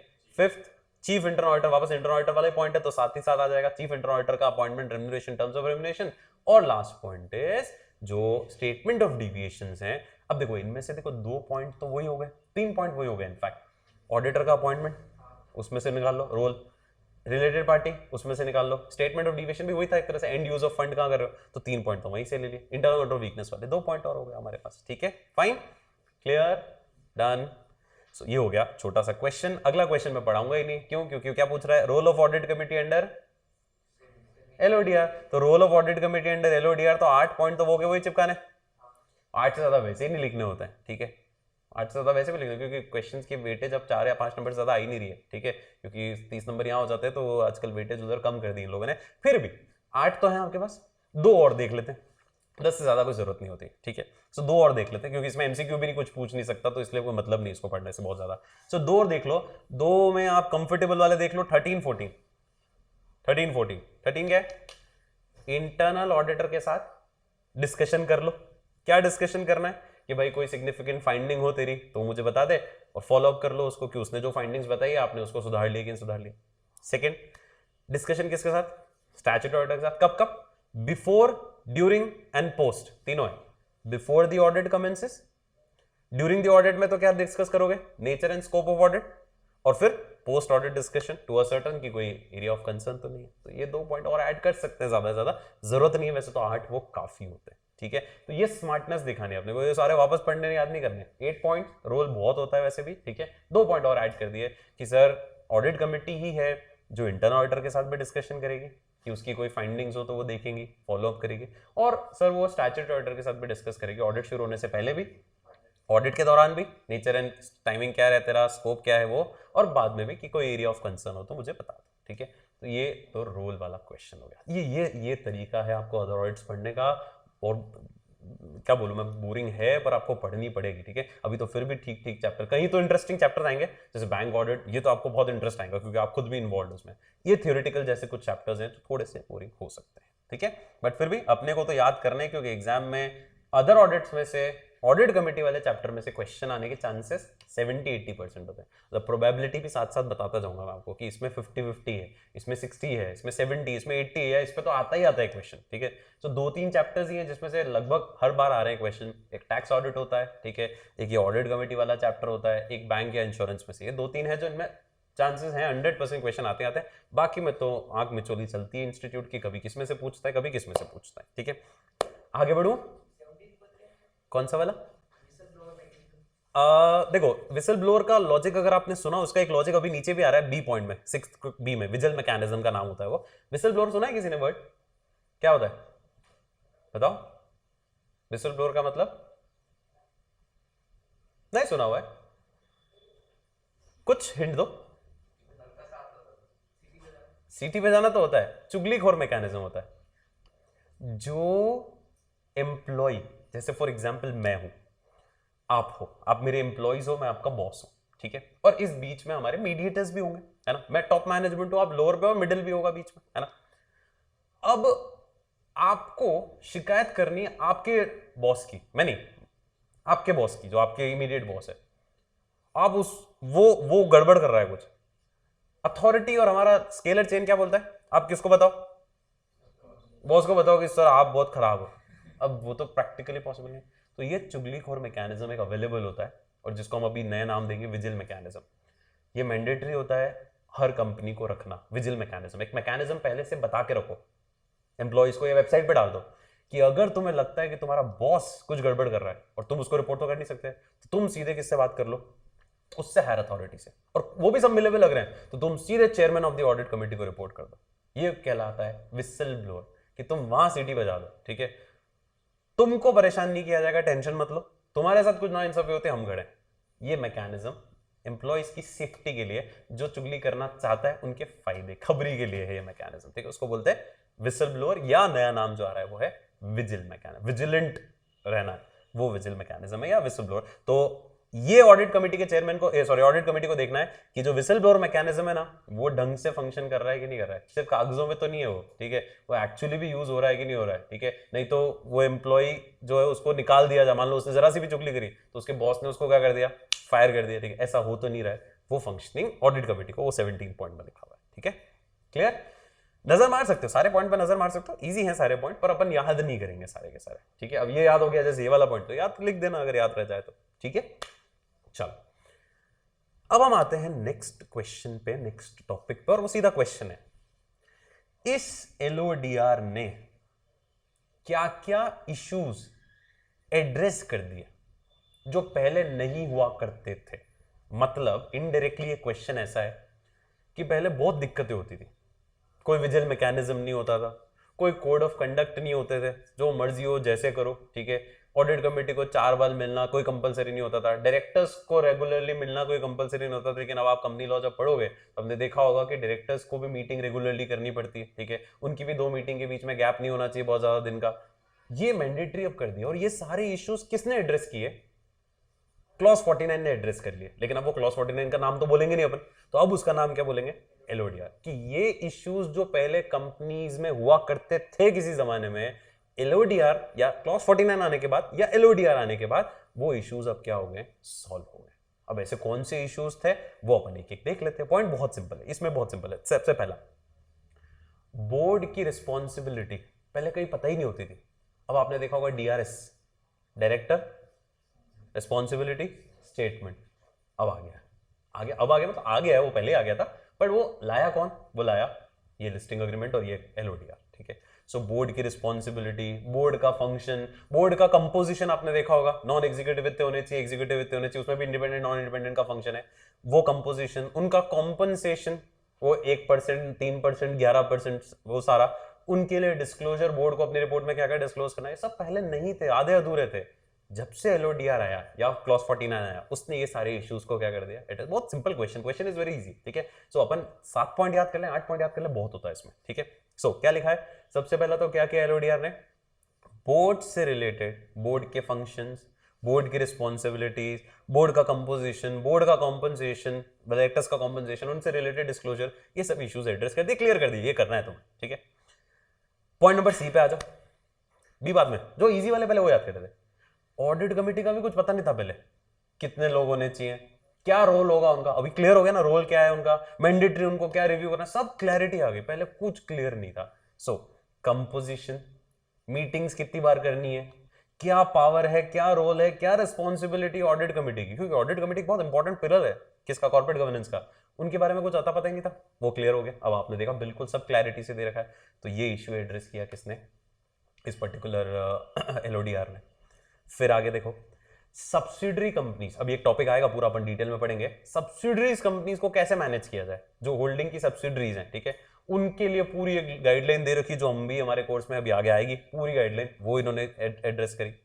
रिस्क मैनेजमेंट कैसे करना है, उससे रिलेटेड क्या प्रोसीजर्स रखने हैं, वो इसने एड्रेस किया। ठीक है, फिर डिस्क्लोजर्स, रिलेटेड पार्टी ट्रांजैक्शंस के डिस्क्लोजर्स, उनका अकाउंटिंग ट्रीटमेंट कैसे करना है, ये इसमें भी अमेंडमेंट लेकर आए। ठीक है, ये एलओडीआर का एक बड़ा रोल है। ठीक है, फिर मैनेजमेंट डिस्कशन एनालिसिस को सेटल किया, 8 पॉइंट बताए, ये पॉइंट पे डिस्कस करना है, वो यहां पर लेकर आई है। ठीक है, फिर नीचे देखो क्या पॉइंट है, H, information to shareholders, अगला जस्ट क्वेश्चन हमारा ये आने वाला है। शेयर होल्डर्स के फायदे के लिए भी इन्होंने कुछ स्पेसिफिक बातें बताई, क्या कि जैसे जब भी कोई डायरेक्टर का अपॉइंटमेंट होता है या रीअपॉइंटमेंट होता है, तो शेयर होल्डर्स को बताओ कि ये डायरेक्टर कितनी कंपनी में ऑलरेडी डायरेक्टर है, इसका क्या बैकग्राउंड है, इसका रिज्यूमे पूरा पहले मीटिंग से पहले उनको दो। ठीक है, ये लेकर आए, ये वाला फंडा अभी नीचे वाले क्वेश्चन में आ ही रहा है। फिर जब भी कोई फाइनल रिपोर्ट बनेगी तो सीईओ सीएफओ उस पर क्या करेंगे, साइन करेंगे। ठीक है, फिर ऑडिटर या सीएस भी उस पर साइन करेगा। ये सब इश्यूज किसने एड्रेस किए? ये सारे इश्यूज एड्रेस किए किसने? एलओडीआर ने। और फिर अपन वो सेकंड पॉइंट पे आते हैं, कोड ऑफ कंडक्ट, ये सबकी डिटेल अपन पढ़ेंगे आगे। ठीक है, सबकी डिटेल आएगी अभी। कोड ऑफ कंडक्ट भी बनाया, ठीक है, किसने? एलओडीआर ने। ठीक है, कि हर कंपनी को अपने यहाँ पर एक फिक्स डिसिप्लिनरी मैकेनिज्म रखना है। ठीक है, और विजिल मैकेनिज्म का फंडा मैं भी आपको बता ही देता हूँ। ठीक है, तो सारे पॉइंट याद नहीं करने, एक बार आपको जो इजी लग रहा है दिमाग में सेट कर लो, टिक मार लो, सबके लिए अलग अलग हो सकते हैं। कौन सा इजी लगा सर? पहला तो बहुत इजी था कौन सा? बोर्ड की रिस्पॉन्सिबिलिटी, पावर्स, कॉम्पनसेशन, डिस्क्लोजर्स, वो सब आ गए। फिर ऑडिट कमेटी का भी same, roles, responsibilities, disclosures, composition, उनका भी आ गया। ठीक है, फिर इजी जो पॉइंट है वो कौन सा है सर? लास्ट के दो भी इजी है, सीईओ सीएफओ साइन करेंगे, सर्टिफाई करेंगे कि हाँ हम सारी कंडीशंस कंप्लाई कर रहे हैं। प्रैक्टिसिंग कंपनी सेक्रेटरी या प्रैक्टिसिंग सीए से साइन करवाएंगे, ये दो सर्टिफिकेशन कंपलसरी हो गए जो पहले नहीं थे, ये इशू एड्रेस हो गया। शेयर होल्डर्स के लिए बहुत सारी इंफॉर्मेशन इन्होंने बता दी कि ये सब चीजें उनको डिस्क्लोज करनी जरूरी है, जस्ट हमारा अगले क्वेश्चन में आ रहा है। मैनेजमेंट डिस्कशन एनालिसिस कवर कर लिया। ठीक है, रिस्क मैनेजमेंट से रिलेटेड प्रोसीजर, सब्सिडरीज को कैसे मैनेज करेंगे, और सेकंड पॉइंट जो हमारा है कौन सा? हाँ, रिलेटेड पार्टीज के डिस्क्लोजर्स हो गए, उनका अकाउंटिंग ट्रीटमेंट, और second point is code of conduct भी एस्टैब्लिश किया, जिसके भी ऊपर भी हमारा अलग से क्वेश्चन है। और विजिल मैकेनिज्म का मैंने यही दे रखा है कि विजिल मैकेनिज्म कौन सी कंपनियों को रखना जरूरी है। लिस्टेड कंपनी के लिए कंपलसरी है, वो तो एलओडीआर में ही है, लेकिन इसके अलावा जिस कंपनी ने, मतलब लिस्टेड नहीं भी हो लेकिन उस कंपनी ने अगर पब्लिक से डिपॉजिट ले रखा है, पब्लिक डिपॉजिट्स के नाम पे, ठीक है, या कंपनी ने बैंक से या पब्लिक फाइनेंशियल इंस्टीट्यूशन से 50 करोड़ से ऊपर बोरो कर रखे हैं, उनको भी विजिल मैकेनिज्म रखना है। किसके लिए? अपने डायरेक्टर्स के लिए, एम्प्लॉइज के लिए, ताकि एम्प्लॉइज अपनी जेन्युइन जो कंसर्न से इश्यूज हैं वो रिपोर्ट कर सके। अब उसके बारे में डिटेल नहीं पढ़नी अपने को कि कैसे होता है विजिल मैकेनिज्म हर कंपनी अपना बना देगी, उसको वेबसाइट पे भी अपलोड कर देगी कि भाई अगर तुमको दिक्कत हो तो तुम इससे बात कर लेना, सीधे ऑडिट कमेटी के चेयरमैन से बात कर लेना, वो तुम्हारे पास पावर है उस केस में। ठीक है, ये दे रखा है, ये इश्यूज एड्रेस किए किसने? एलओडीआर। ठीक है, सो ये अदर ऑडिट जो है ना, वापस बोल रहा हूँ, ठीक है, अपन बहुत लाइन टू लाइन पढ़ रहे हैं, ठीक है, और इसीलिए पढ़ रहे हैं क्योंकि इस पे बहुत ज्यादा लफड़ा बाद में होने वाला है, ठीक है। अभी के लिए कुछ दिनों तक आपको लगेगा अरे क्या है, ठीक है, अदर ऑडिट्स में खासकर, बाकी में किसी में नहीं लगना है, ठीक है। पर बहुत लेटर स्टेज पर आपको लगे हाँ लाइन बाय लाइन पढ़ा तो कम से कम हमारे कुछ सेट हुआ है दिमाग में, ठीक है। तो इसीलिए इसको लाइन बाय लाइन ऐसे पढ़ने की कोशिश पूरी कर रहे हैं अपन, ठीक है। सो समझ में आया, इश्यूज लिख लोगे 7 पॉइंट 6 पॉइंट आराम से बिना दिक्कत के। तो ये हो गया आपका कौन सा, इश्यूज एड्रेस्ड अंडर LODR का कॉन्सेप्ट, समझ में आया, ठीक है। और एक लास्ट क्वेश्चन और ले रहा हूं मैं क्योंकि जस्ट अभी ऊपर आया था वो, इन्फॉर्मेशन टू शेयर होल्डर, बहुत इजी क्वेश्चन है, ठीक है। फिर अपन इसको अदर ऑडिट वाले पोर्शन को फिनिश करेंगे, ठीक है। फर्स्ट डे पे इतना ज्यादा लोड नहीं लेंगे, कल से शुरू करेंगे, बहुत आगे। इन्फॉर्मेशन टू शेयर होल्डर्स, सुनो अभी जैसे जस्ट ऊपर आया था पॉइंट क्या, कि एक इशू एड्रेस किया LODR ने, वो कौन सा इशू एड्रेस किया, इन्फॉर्मेशन टू शेयर होल्डर्स वाला। उसमें क्या क्या मैंडेटरी कर दिया, जैसे एक मैंने आपको बोला कि जब भी किसी डायरेक्टर का अपॉइंटमेंट या रीअपॉइंटमेंट होगा, शेयर होल्डर्स को पहले से जानकारी नोटिस के साथ बतानी पड़ेगी आपको कि ये डायरेक्टर का बैकग्राउंड ये है, ये एक्सपर्टाइज है इसके पास, ये ऑलरेडी इतनी कंपनियों में डायरेक्टर है, इसके पास इतनी शेयर होल्डिंग है, अगर इंडिपेंडेंट की बात कर रहे हैं हम लोग तो ये शेयर्स हैं इसके पास, ये पहले से डिस्क्लोज करना जरूरी है, ये शेयर होल्डर के फायदे के लिए होगा, ट्रांसपेरेंसी आ गई। सेकंड पॉइंट, क्वार्टरली रिजल्ट जो बनाते हो आप लोग, क्वार्टरली रिजल्ट देखें, बार में आते हैं न्यूज़पेपर में, देखें कंपनी नहीं देती unaudited quarterly results, half yearly results, जहां रजिस्टर्ड ऑफिस होता है उस पेपर में देना होता है। जैसे उसका दिखेगा आपको, जो हमारे यहाँ पे रजिस्टर्ड ऑफिस है जिनके, ठीक है, अब PI इंडस्ट्रीज हो गया, वेदांत HZL का दिखेगा आपको, इनके आपको मैंडेटरी हो गए कि जब भी आप क्वार्टरली रिजल्ट्स बनाओगे, क्वार्टरली जो आप अपने रिजल्ट्स अपडेट करोगे, वो आप किसको पहुंचाओगे, शेयर होल्डर्स को भी पहुंचाओगे। और वो वहां तक नहीं पहुंचा सकते तो कोई दिक्कत नहीं, स्टॉक एक्सचेंज को अवेलेबल कराओ, तो जहां आप लिस्टेड हो, ठीक है, तो वो अपनी वेबसाइट पे वो अवेलेबल करा देंगे, जिसको भी देखना है ओपन होंगे। तो ये शेयर होल्डर्स के लिए बहुत अच्छी चीज होगी कि छुपे हुए नहीं होंगे, साल के एंड में नहीं आएंगे, क्वार्टरली रिजल्ट्स आपको देखने को मिलेंगे, ठीक है। और इसलिए क्वार्टरली रिजल्ट्स हमें पता चलते हैं, क्वार्टरली नहीं होते, क्वार्टरली इंडेक्स आता है, क्वार्टरली इसकी वो देखते हैं, देखो पिछली तिमाही में ये बढ़ा, कार्स की ये सेल हुई है बड़ी, वो कंपैरेटिव आप आराम से कर सकते हो। थर्ड, शेयर होल्डर्स की कंप्लेंट्स को रिजॉल्व करने के लिए, अब ये कोई शेयर होल्डर ने कंप्लेन करी, वो बरसों तक पेंडिंग ही चलती, नहीं, मैंडेटरी कर दिया कि एक कमेटी बनेगी जिसका चेयरमैन नॉन एग्जीक्यूटिव डायरेक्टर या इंडिपेंडेंट डायरेक्टर होगा, और वो ये शेयर होल्डर्स की कंप्लेंट्स को क्या करेगा, रिड्रेस करेगा, ठीक है। उसका नाम दिया है कौन सा, इन्वेस्टर्स ग्रीवेंस कमेटी या शेयर होल्डर ग्रीवेंस कमेटी। और फोर्थ पॉइंट, ये तो फोर्थ तो अब इतना रिलेवेंट नहीं है क्योंकि शेयर ट्रांसफर अब डीमैट पे हो रहा है, पर जहां मैनुअल ट्रांसफर आज भी हो रहा है या फिजिकल ट्रांसफर कहीं है, ठीक है, तो वहां के लिए पॉइंट भली एप्लीकेबल कर सकते हैं, जो कि 99% है नहीं कहीं पे।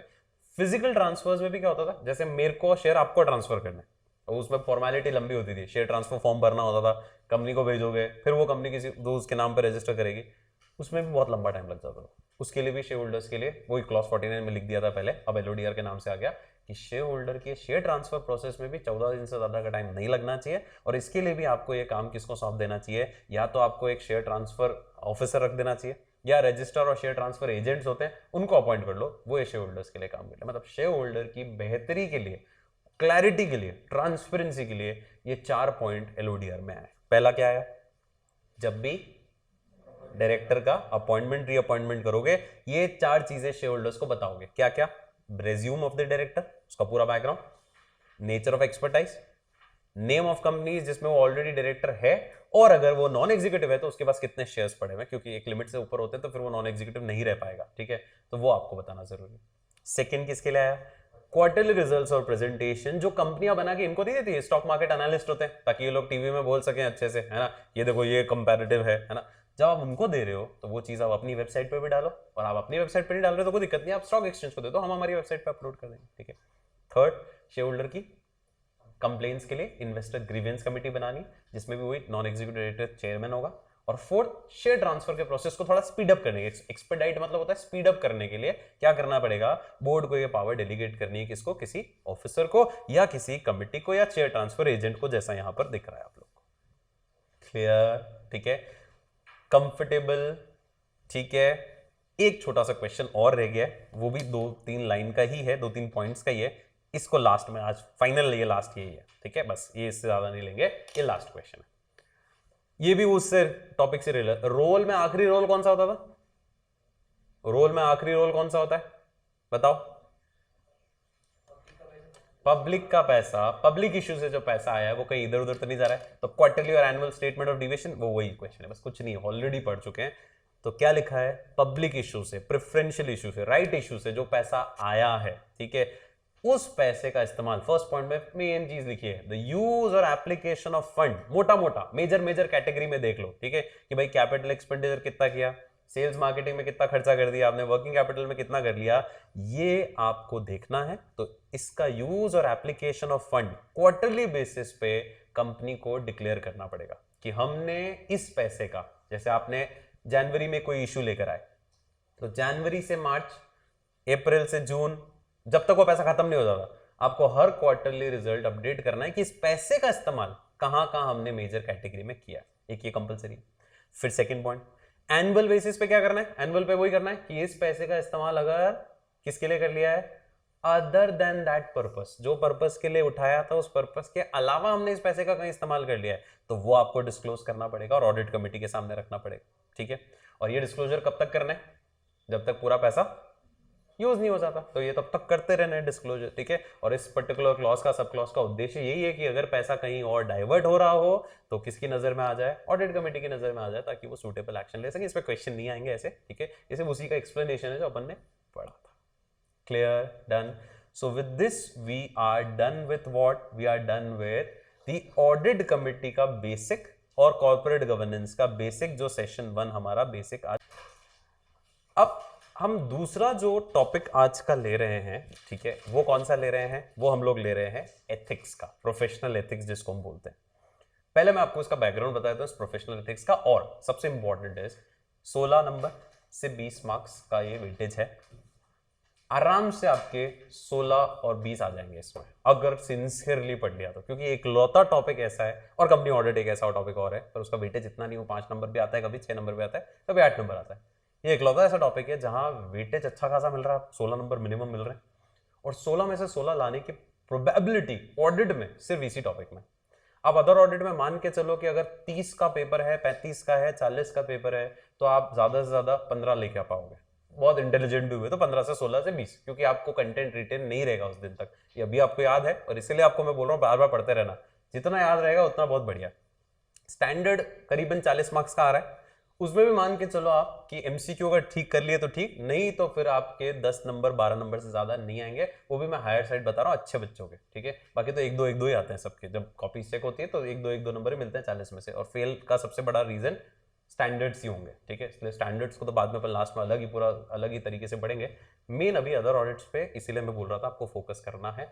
और एथिक्स स्कोर करना, इसमें अगर स्कोर नहीं किया ना तो फिर 40 का तो बहुत मुश्किल केस हो जाएगा, इसलिए इसको बहुत अच्छे से पढ़ना है भी इंटरेस्टिंग है, ठीक है। आपको इसमें खाली क्लॉजेस याद करने हैं, ठीक है, इसमें 34 क्लॉजेस हैं, वो 34 क्लॉजेस अगर याद कर लिया आपने, उन 34 पे ही क्वेश्चन आता है, ठीक है, और आप आराम से सॉल्व कर पाओगे, केस स्टडी बेस्ड है, ठीक है। अब होता क्या एथिक्स में बताता हूं आपको, आप चार्टर्ड अकाउंटेंट बन जाओगे, और देखो बुक का नाम भी क्या है, एडवांस ऑडिटिंग, सब एक तरफ, एंड प्रोफेशनल एथिक्स, मतलब प्रोफेशनल एथिक्स एक पूरा बुक एडिशन है पूरा, ठीक है।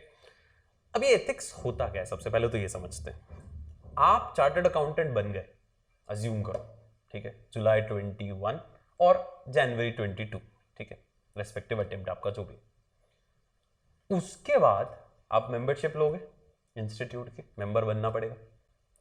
उसके बाद आपकी जिंदगी में एथिक्स लागू हो जाएंगे। अभी तक तो आप अनैतिक करते होगे कुछ चीजें, ठीक है, पर उसके बाद आपको नैतिकता की राह पे चलना ही पड़ेगा, क्योंकि अगर नहीं चले ना तो इंस्टीट्यूट की स्टिक इतनी तेज पड़ती है ना कि वो आपको उस राह पे चलवाती है। एथिक्स प्रोफेशनल एथिक्स है नाम। एथिक्स का नॉर्मल मतलब क्या होता है मालूम है आपको, मॉरल वैल्यूज, ठीक है। वैसे इंस्टीट्यूट कहता है कि आप अगर मेंबर बन गए हो तो इंस्टीट्यूट आपके मम्मा का, इंस्टीट्यूट आपकी मम्मा बन गई है, सेकेंड मम्मा, और वो आपको अब क्या करेगी, ध्यान रखेगी। अगर आपने नॉर्म्स फॉलो नहीं किए, फाइन लग सकता है लाखों में, डांट फटकार सकते हैं, लेटर आएगा आपके पास, ध्यान रखना अगली बार से, ऐसा आता है। और सबसे बुरी बात है, आपको मेंबरशिप से निकाल सकते हैं, बोले रहने दो, आप नहीं लायक हो सीए रहने के, हट जाओ, तो you are debarred from the membership. और एक बहुत अच्छी बात बताऊं, the only institute and the very proud to say कि एक्चुअली निकाल रहे हैं।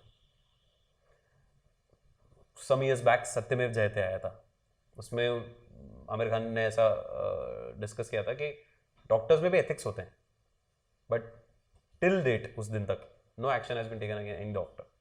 बट हमारे यहाँ देखोगे तो हर महीने में 5 केस दिखेंगे जिसके खिलाफ एक्शन हो रहा है, हर महीने में दिखेंगे। तो मतलब साल के तो 60-70-100 केसेस भी मान के चलो, निकाल देते हैं मेंबरशिप से, फाइन लगा लेते हैं, सस्पेंड भी कर सकते हैं, सस्पेंशन की पावर है, ठीक है, मैं बताऊंगा अभी सारी क्या पावर्स है।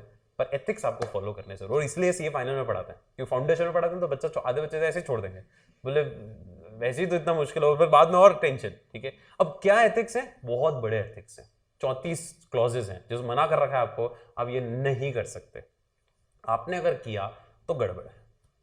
अच्छा, ये वो एथिक्स नहीं है जो सिर्फ कहते हैं कि प्रोफेशनल लाइफ में आपके इंटरफेयर करेंगे, आपकी पर्सनल लाइफ में भी इंटरफेयर करना शुरू कर दें इन लोगों, ठीक है।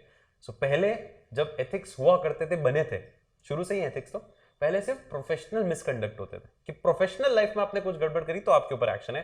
अब अदर मिसकंडक्ट्स भी, मतलब पर्सनल लाइफ में भी, लेट्स सपोज एग्जांपल देता हूं मैं, आप जा रहे हो कहीं पे, बाय साइड रोड पे जा रहे हो, वहां से किसी की अर्थी निकल रही है और आप डांस करने लग गए, पता नहीं क्यों, आपकी इच्छा, अब म्यूजिक चला दिया आपने कार में और डांस कर रहे हो, तो वहां जो लोग हैं ना वो क्या बोलेंगे पता है, क्या बोलेंगे, ये चार्टर्ड अकाउंटेंट ऐसा है, कुछ कोई ना कोई तो देख जानता होगा, ठीक है। Look at this chartered accountant, no one will say look at this mister this, all will say what, look at this chartered accountant, ये ऐसे ऐसे एथिक्स है, ऐसे सिखाते हैं इनको। Institute will take an action against you, साफ। Example number 2, Karwa Chauth था कल, let's suppose a female chartered accountant did his व्रत एंड ऑल, ठीक है, एंड द हस्बैंड फॉरगॉटन, वो नहीं आया टाइम पे। उसके बाद जब वो आया ना, तो उस फीमेल चार्टर्ड अकाउंटेंट ने जो धोया उसको, जो थाली थी, बेलन था, चकला था, जो धोया उसको, धोया, आसपास के लोग या the husband made a complaint to institute ki look at your member, institute will take an action against that female। अभी बहुत सारे केस और भी आएंगे, बताऊंगा, ठीक है, अभी ये इंटरेस्टिंग इसीलिए है, ठीक है, सुनने में भी इंटरेस्टिंग लगता है। So these are what ethics which a chartered accountant has to follow, और हमको याद करने हैं इसलिए क्योंकि हमारे 16 नंबर या 20 नंबर इस पर टिके हुए हैं, ठीक है, अभी ट्रेंडिंग 20 नंबर भी चल रहा है अभी पिछले 2-3 अटेम्प्ट से, ठीक है। सो हमें इसलिए याद करना है, ओके, शुरू करें, चलो। सबसे पहला तो एक जनरल ब्रीफिंग दे रखी है, मैं उस पर ज्यादा नहीं जा रहा हूं क्योंकि वो एज ए स्टूडेंट आपके लिए बहुत ज्यादा काम की नहीं है, ठीक है। Code of ethics for professional accountant, part A, part B, part C, 3 parts दे रखे हैं। नया कोड भी आ गया है, अभी कोड ऑफ एथिक्स 2020 वर्जन भी आ गया, 2019 वर्जन, 2020 वर्जन भी आ गया है। कब से एप्लीकेबल होता है वो पता नहीं, लगभग क्लॉजेस सेम ही है, तो कोई अपने को टेंशन नहीं है, ठीक है, क्योंकि उसका जो एक पार्ट है वो आपके कोर्स में तो सेम ही रहेगा, ठीक है। कुछ नया एडिशन अगर होता है, बी पार्ट भी आता है, तो वो थोड़ा सा बेसिक है, उसमें भी अपन बाद में डिस्कस करेंगे। अभी के लिए अपन जो अभी के लिए कोर्स में है उसी पे बात करते हैं, ठीक है। सो 3 टुकड़े बना रखे, part A, part B, part C. Part A में बोल रहा है general application of the code, ठीक है। पार्ट बी बोलता है professional accountant in practice, public practice का मतलब प्रैक्टिस में जो है, और तीसरा ये जो बिजनेस में भी है, हाँ ये भी ध्यान रखो, सिर्फ प्रैक्टिसिंग सीए के ऊपर नहीं है, कोई भी सीए, ठीक है, उसके ऊपर भी नॉर्म्स है, हाँ कुछ सिर्फ प्रैक्टिसिंग के ऊपर लगेंगे, सबसे ज्यादा नॉर्म्स उन्हीं पे लगने, क्योंकि वो एक्चुअली इंस्टीट्यूट की ब्रांड को रिप्रेजेंट कर रहे हैं। जॉब वालों के लिए या बिजनेस जो कर रहे हैं या जो बिल्कुल कुछ नहीं कर रहे, ठाले में बैठे, ठीक है, उनके लिए भी नॉर्म्स तो हैं कुछ, ठीक है। तो ये ध्यान रखना है, अपने को आगे डिस्कस करना है। ये सब बेसिक्स यहाँ दे रखे हैं, मैंने एक बार समरी बना रखी है, इसे अभी नहीं पढ़ेंगे इसको अपन। अभी अपन सीधे आते हैं पार्ट बी पे। देखो 2 पार्ट में बन रहा है, part a general application of the code है, पार्ट ए अभी नहीं पढ़ना है अपने को, ठीक है। अपने को सीधे पढ़ना है कौन सा, पार्ट बी, जो कि हमारे एग्जाम ओरिएंटेशन का काम का है। पार्ट ए पे लास्ट में आएंगे जब पार्ट बी कंप्लीट कर लेंगे, ठीक है। सो आप लोग आ जाओ सीधे किसके ऊपर, पार्ट बी के ऊपर। पार्ट बी एंड सी जो हमारा है वो ये है, ठीक है।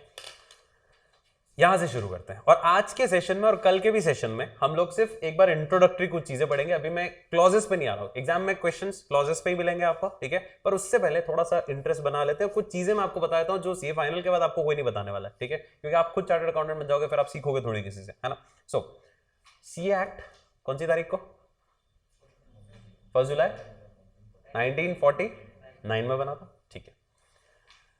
उसके बाइफिकेशंस इस तरह से कर रखे हैं, चैप्टर्स बना रखे हैं एक्ट के अंदर, ठीक है, चैप्टर 1, चैप्टर 2, चैप्टर 3 जैसे टैक्स के अंदर होता है वैसे इसके अंदर भी है ना। अब कुछ सवाल बुक से नहीं देखना है आपको, सिर्फ सुनने और जवाब देना है, ठीक है। पहला सवाल है कि who is a chartered accountant? Member of the institute. Now who is a member of the institute? नहीं, चार्टर्ड अकाउंटेंट तो फिर वो सेट नहीं होगा, ठीक है ना। तो C is equal to member, member is equal to C, नहीं वो सेट नहीं होगा।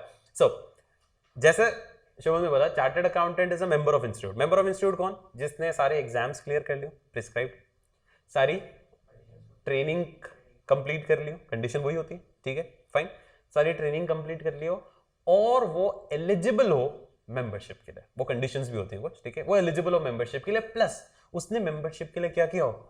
अप्लाई। मतलब एक बंदा ऐसा भी है क्या जो सारे एग्जाम क्लियर कर लिया, सारी ट्रेनिंग में सब हो गई, पर वो भूल गया कि उसको अप्लाई भी करना है मेंबरशिप के लिए।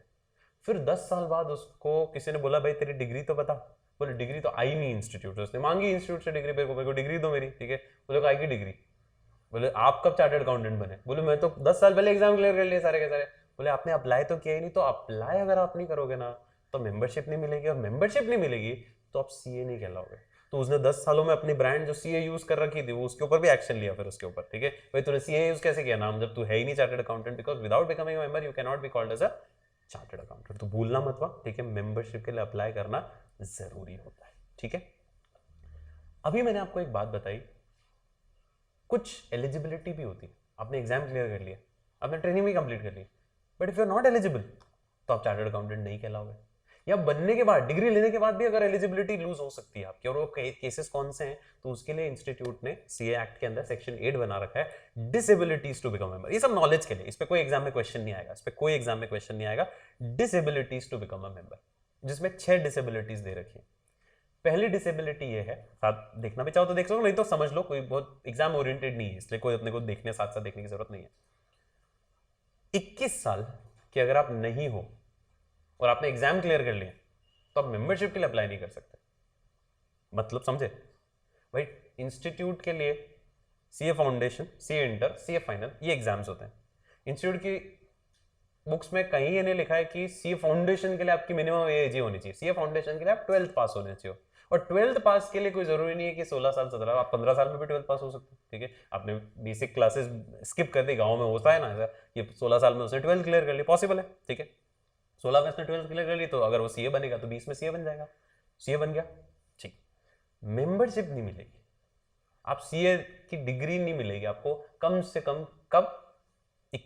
21वां बर्थडे जब आपका हो उस दिन आप केक लेने जब जाओ तो साथ साथ एप्लीकेशन फॉर्म भी सबमिट कराते हुए आना, ठीक है, फिर आपको मेंबरशिप मिल जाएगी। रीजन वही है कि इंस्टीट्यूट समझती है यार 21 साल से कम थोड़ा इमेच्योर होता है बच्चा, ठीक है, वो कुछ भी करेगा, फिर ब्रांड इंस्टीट्यूट की खराब होगी, 21 के बाद ही आपको मेंबरशिप मिलेगी, ठीक है, भले आप एग्जाम सारे क्लियर कर लिए।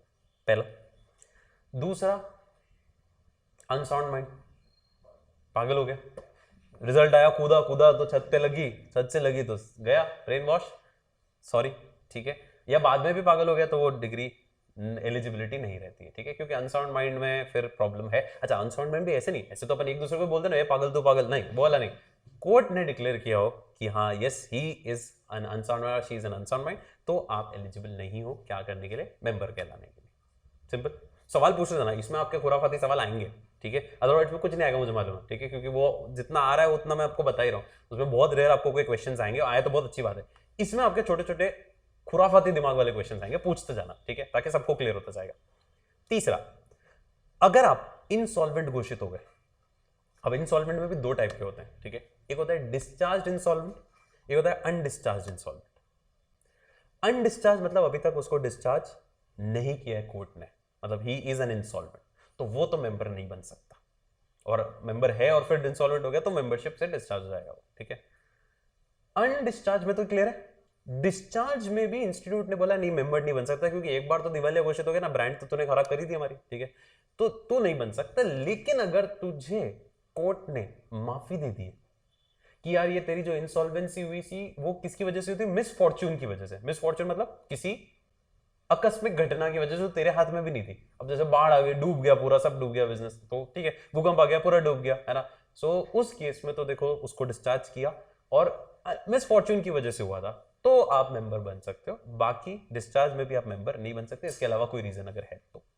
ठीक, अगला, अगर आप मॉरल टर्पिट्यूड में इन्वॉल्व, मॉरल टर्पिट्यूड समझते, अनैतिक काम, तो मैं बहुत ज्यादा डिस्क्राइब नहीं करना चाह रहा हूं, ठीक है, तो आपने छेड़ाछाड़ी करी या उससे फर्दर जो कुछ किया, सो दैट इज मॉरल टर्पिट्यूड, उसमें अगर आप गिल्टी पाए गए हो कोर्ट द्वारा, ठीक है, तो फिर आप मेंबर नहीं रह सकते।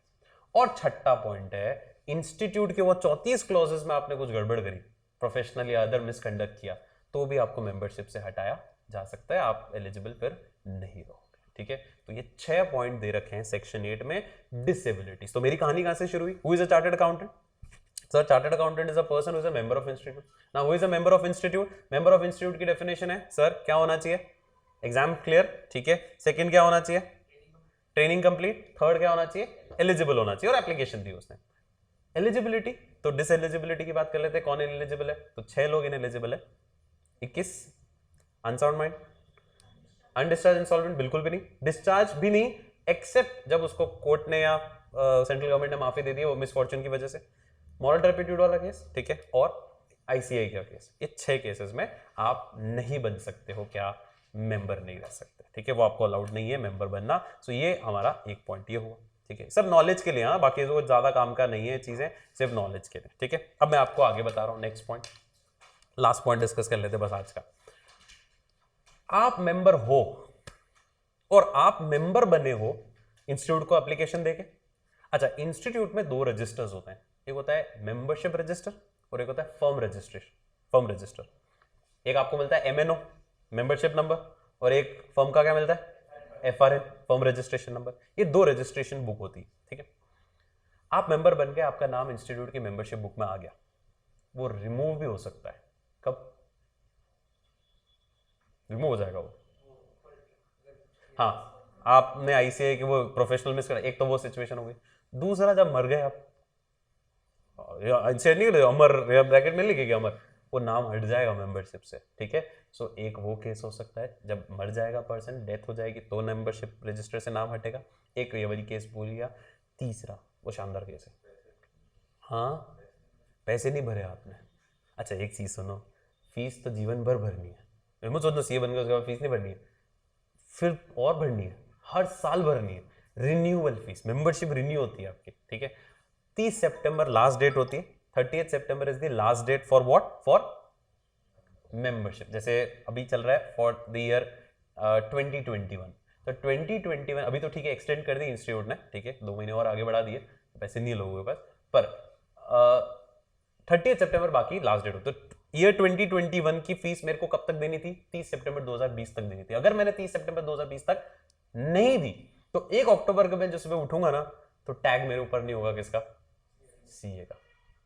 इसके लिए रिमाइंडर्स भी आते रहते हैं आपके पास, ठीक है, 30 सितंबर से पहले मेल भी आता रहता है, भर दो भर दो भर दो, नहीं भरी, साफ है आपका नाम 1 अक्टूबर को, तो फीस भरनी कंपलसरी है। हाँ, इसमें ऑप्शन होता है, आगे अभी लिखा भी है मैंने, कि अगर आप भूल गए, जैसे कुछ भी रीजन हो गया, तो आप वापस रिन्यूअल हो जाएगा, तो उसकी थोड़ी पेनल्टी देके हो जाएगा, कोई दिक्कत नहीं है, ठीक है, हो जाता है, बट आपका एक रिक्वायरमेंट है कि नाम तो आपका हट जाएगा एक बार, ठीक है, तो ये एक और दिक्कत है। और चौथा, ये भी इंटरेस्टिंग सिचुएशन, मैं मेंबर हूं, मैंने अप्लाई किया इंस्टीट्यूट को, हटा दो मेरा नाम, मेरे नहीं रहना मेंबर, अब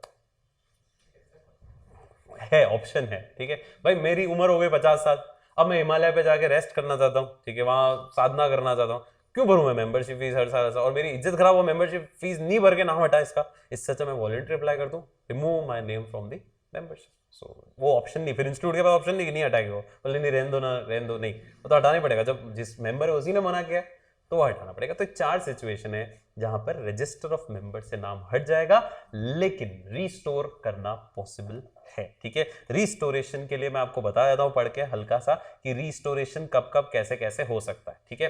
पहला केस, आप एप्लीकेशन दे दो, भाई आपका नाम हट गया मान लो, ठीक है, वही फीस की वजह से हट गया, तो आप एप्लीकेशन दे दो, ठीक है, इन द प्रिस्क्राइब फॉर्म, है ना, और भाई मेरा नाम ये हट गया था इससे से। अब इफेक्टिव डेट ऑफ रिस्टोरेशन कब से होगा? जैसे 1 अक्टूबर को हटा आपका नाम, ये 30 सितंबर मिडनाइट हटा, तो रिस्टोर कब से माना जाएगा? तो उसमें 3 सिचुएशन है। पहला, अगर आपने सेम ईयर में ही एप्लीकेशन वापस दे दी, तो रिस्टोरेशन उसी डेट से हो जाएगा जब से हटा था, मतलब आप 1 अक्टूबर से रिव्यू हो जाओगे, ठीक है, रिस्टोर हो जाओगे। सेकंड, अगर आपका नाम ये इंस्टीट्यूट की कमिटी ने हटाया था, बोर्ड ऑफ डिसिप्लिन या डिसिप्लिनरी कमिटी, या भी आगे पढ़ेंगे अपन, या हाई कोर्ट या अथॉरिटी किसी ने हटाया था, तो रिस्टोरेशन फिर उन्हीं के ऑर्डर्स पे होगा कि वो जिस डेट से रिस्टोर करने के लिए बोलेंगे उसी से होगा, ठीक है। और तीसरा केस, बाकी केसेस में तो जिस दिन एप्लीकेशन और फीस मिलेगी उस दिन से हो जाएगा। मतलब 3 सिचुएशन है, फीस की वजह से हुआ था और आपने सेम ईयर ऑफ रिमूवल में वापस अप्लाई कर दिया, ठीक है, कर ही दोगे, वैसे भी याद आ ही जाता है, तो आपका उसी डेट से वापस रिन्यू हो जाएगा। अगर आईसीआई या एपेलेट अथॉरिटी या हाई कोर्ट, मतलब अथॉरिटी ने हटाया आपका नाम, तो फिर अथॉरिटी कहेगी कब से रिस्टोर करना है, ठीक है। उन्होंने 30 दिन का सस्पेंशन दिया तो 30 दिन के बाद ही रिस्टोर होगा, ठीक है। और तीसरे केस, बाकी केसेस में तो जब आपने अप्लाई किया वापस फीस के साथ, प्रिस्क्राइब फीस के साथ, तो या जो भी जिस भी वजह से नाम हट गया था, वापस जब अप्लाई करोगे तब आपको उस दिन से नाम रिन्यू हो जाएगा आपका, ठीक है। सो दिस इज द फंडा। जैसे वो मेंबर चला गया था ना एप्लीकेशन देके और वापस आया, बोले नहीं हिमालय पे तो ठंड बहुत है, वापस आ गया, ठीक है, तो अब वो रिस्टोर करवा सकता है अपना नाम वापस, ठीक है। पर वो वापस रिस्टोरेशन अगले डेट से होगा, ठीक है, उस प्रोस्पेक्टिव डेट से, रेट्रोस्पेक्टिव डेट से नहीं होगा। क्लियर, ठीक है। कोई क्वेश्चन यहाँ तक? नहीं, एसेट्स तो नहीं है, कोई केस एसेट्स नहीं, और होगा तो भी बहुत जैसे डिस्क्लोज थोड़ी होता है वो चीज़, ठीक है, तो वो नहीं है। नहीं नहीं नहीं नहीं नहीं नहीं, अपने पास थोड़ी रजिस्टर तो वहाँ मेंटेन्ड है, ठीक है, तो वो बहुत मुश्किल है, उसके लिए सर्च मारनी पड़ेगा, इतना एनालिसिस तो नहीं किया है किसी ने भी, तो नहीं पता चलता है ऐसा, ठीक है। उसके लिए आप ट्राई करो, आप फर्स्ट बन सकते हो तो आपका एग्जाम्पल ले लेंगे अगली बार, है ना, जब भी मेंबर बन जाओ तो, ठीक है। और कुछ सवाल इसके अंदर? नहीं, चलो। सो